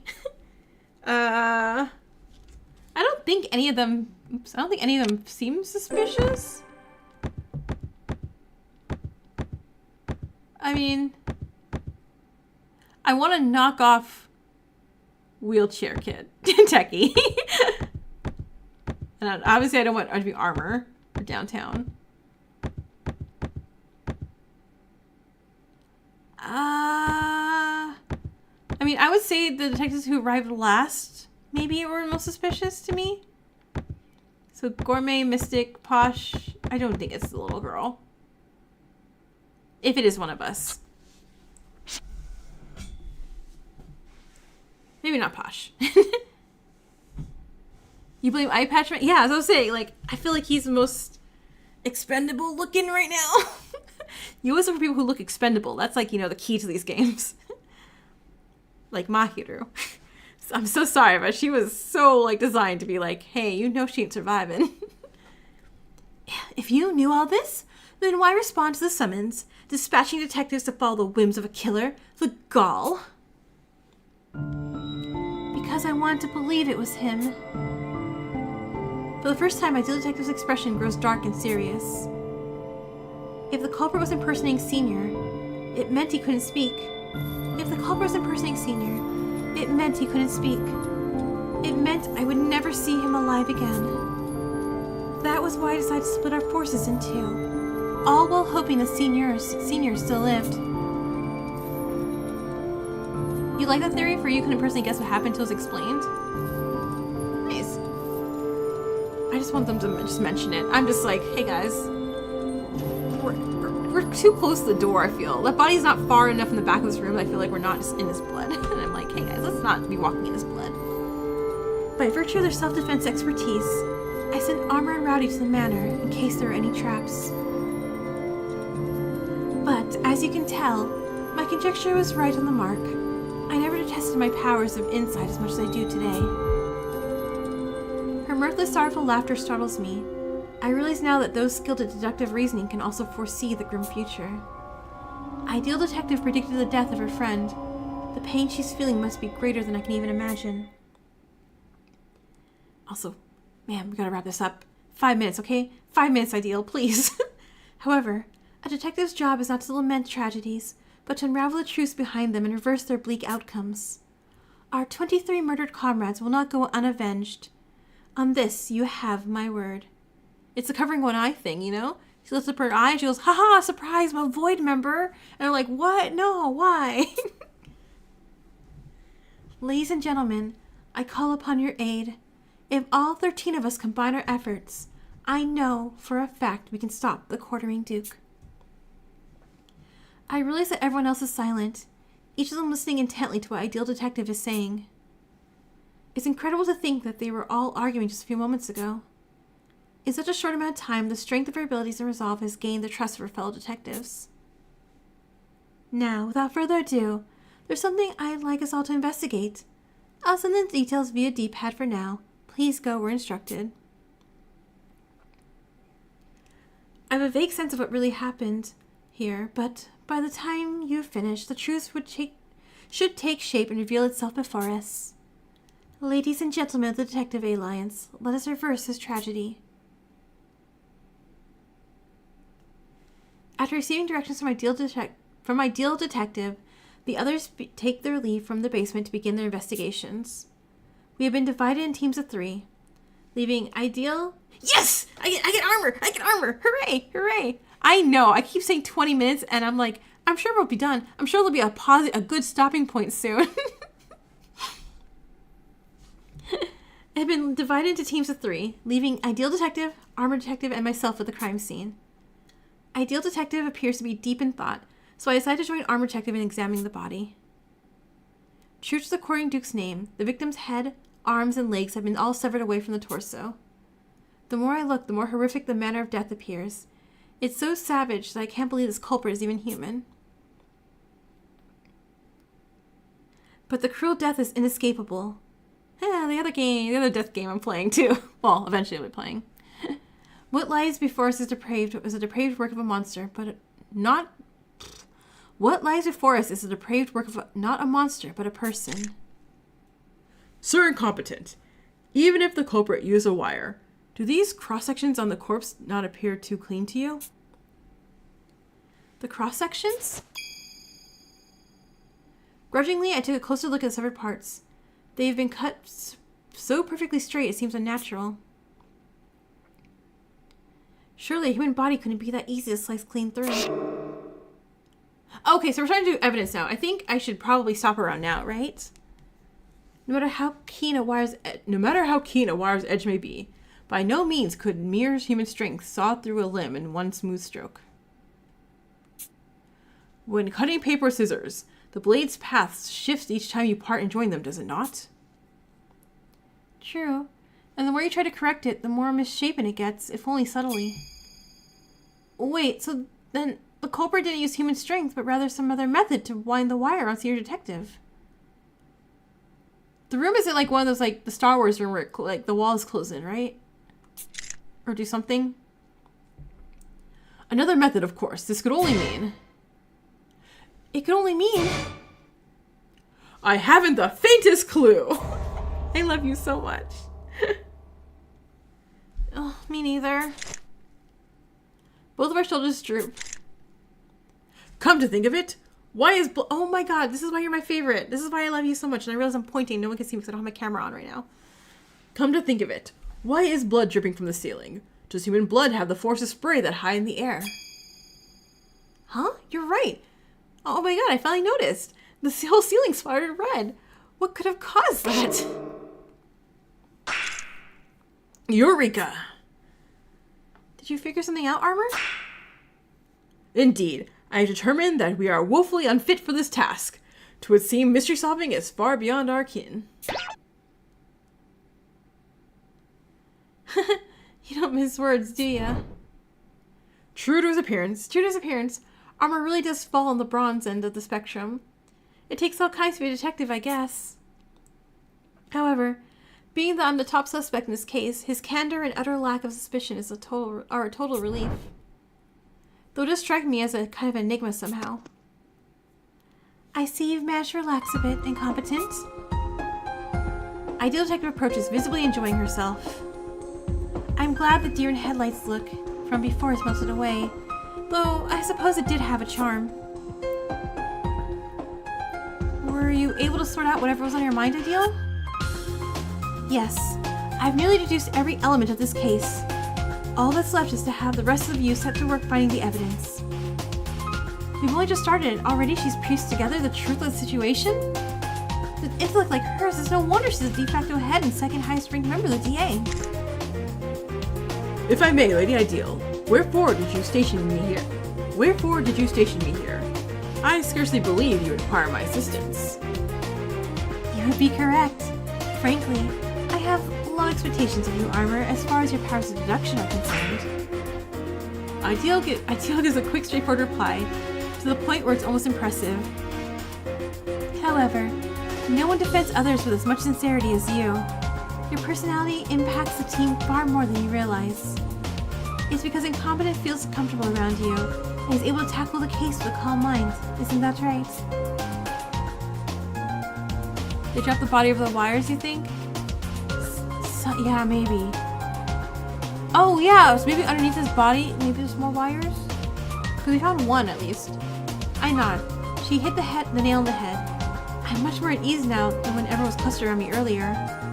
It's probably due to how much I already trust Armor, as well as how confident I am that he would protect me from danger. Though, if I'm being honest, there's nothing more here worth examining at this stage. Wait, what? So all of our investigative efforts were for nothing? However, that is precisely why I can say with certainty that you're on the right track. Wonderfully done, both of you. For another detective skilled in deduction around, I'm sure you have picked up on a multitude of other points. Our success lies in teamwork, considering how much progress was made by combining your strengths rather than working alone. I kept you here with me because I was positive that you could understand how crucial this concept can be. Ideal Detective's voice brushes against us with a gentle comfort. At this moment, I see her not as our mature, mysterious leader, but for the young girl she is, as if her mask has slipped off. Now then, let's give the other detectives their next instructions, and stick close, if you would. I wish to avoid moving alone. With that, Ideal Detective leads us out the basement, and to the end of the demo? To the end of the demo. See? Yes? No, but we're gonna stop here.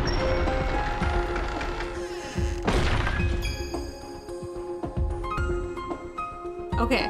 Unless someone who's plays, if this is like a terrible place to stop, I think I'm gonna stop here. Because it is past 11.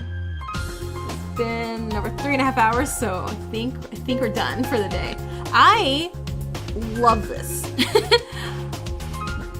So I'm gonna do oh my gosh, I forgot which one it was called already. Redemption? Danganronpa Redemption? That will be next Friday's stream. And it shouldn't be too long, honestly.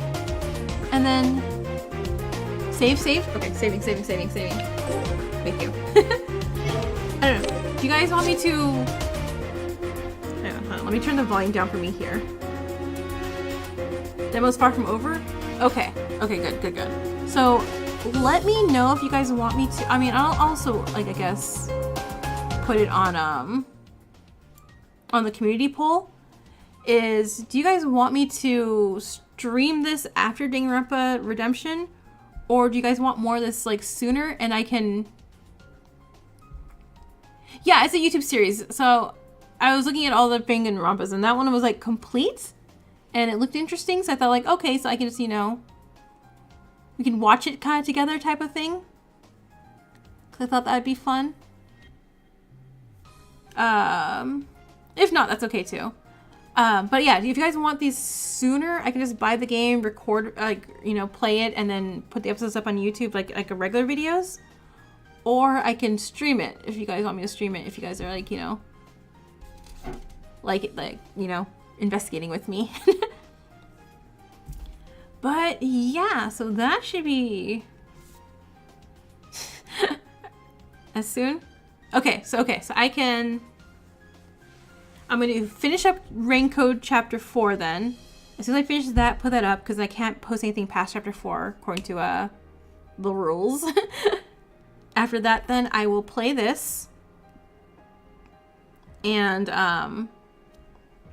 put those episodes up. Probably, like, at least 2 hours a week, maybe? You say stream it? Okay, we'll see.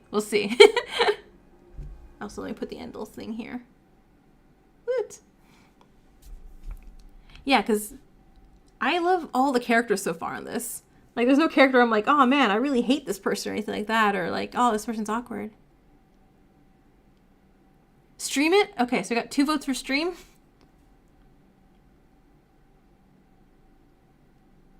Okay, we can definitely stream this. We'll change.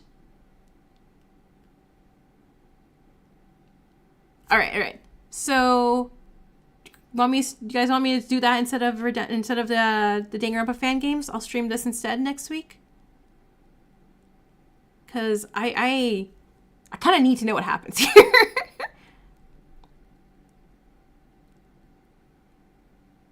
I really want to know what happens. All right. So anyway. That is it for this. Oh, because Soda, you said you had a question for me for the end of stream. I won't leave until you, if you want me to answer.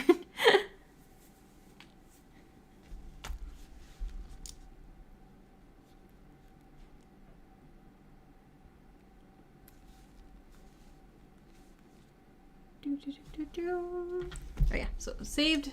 Game is saved. Yes. Yeah, it's saved. Okay, cool. And yeah, this is a long demo. And you would love to see Redemption. Okay.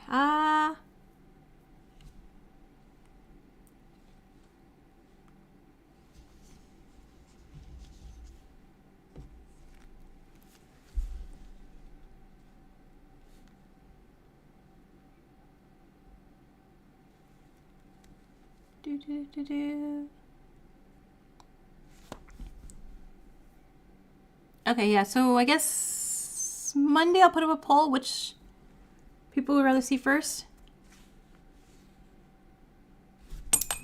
Danganronpa S, even if it's like a single stream? Oh, did you? I mean, if you guys want to see it, like, yeah, that's not a big deal. I can definitely do it for something special because, like, yeah, it's right here on my stream account. I have Danganronpa S, and I think I have like 90% the Chihiro route. I think I'm just missing like one event for Chihiro or something like that.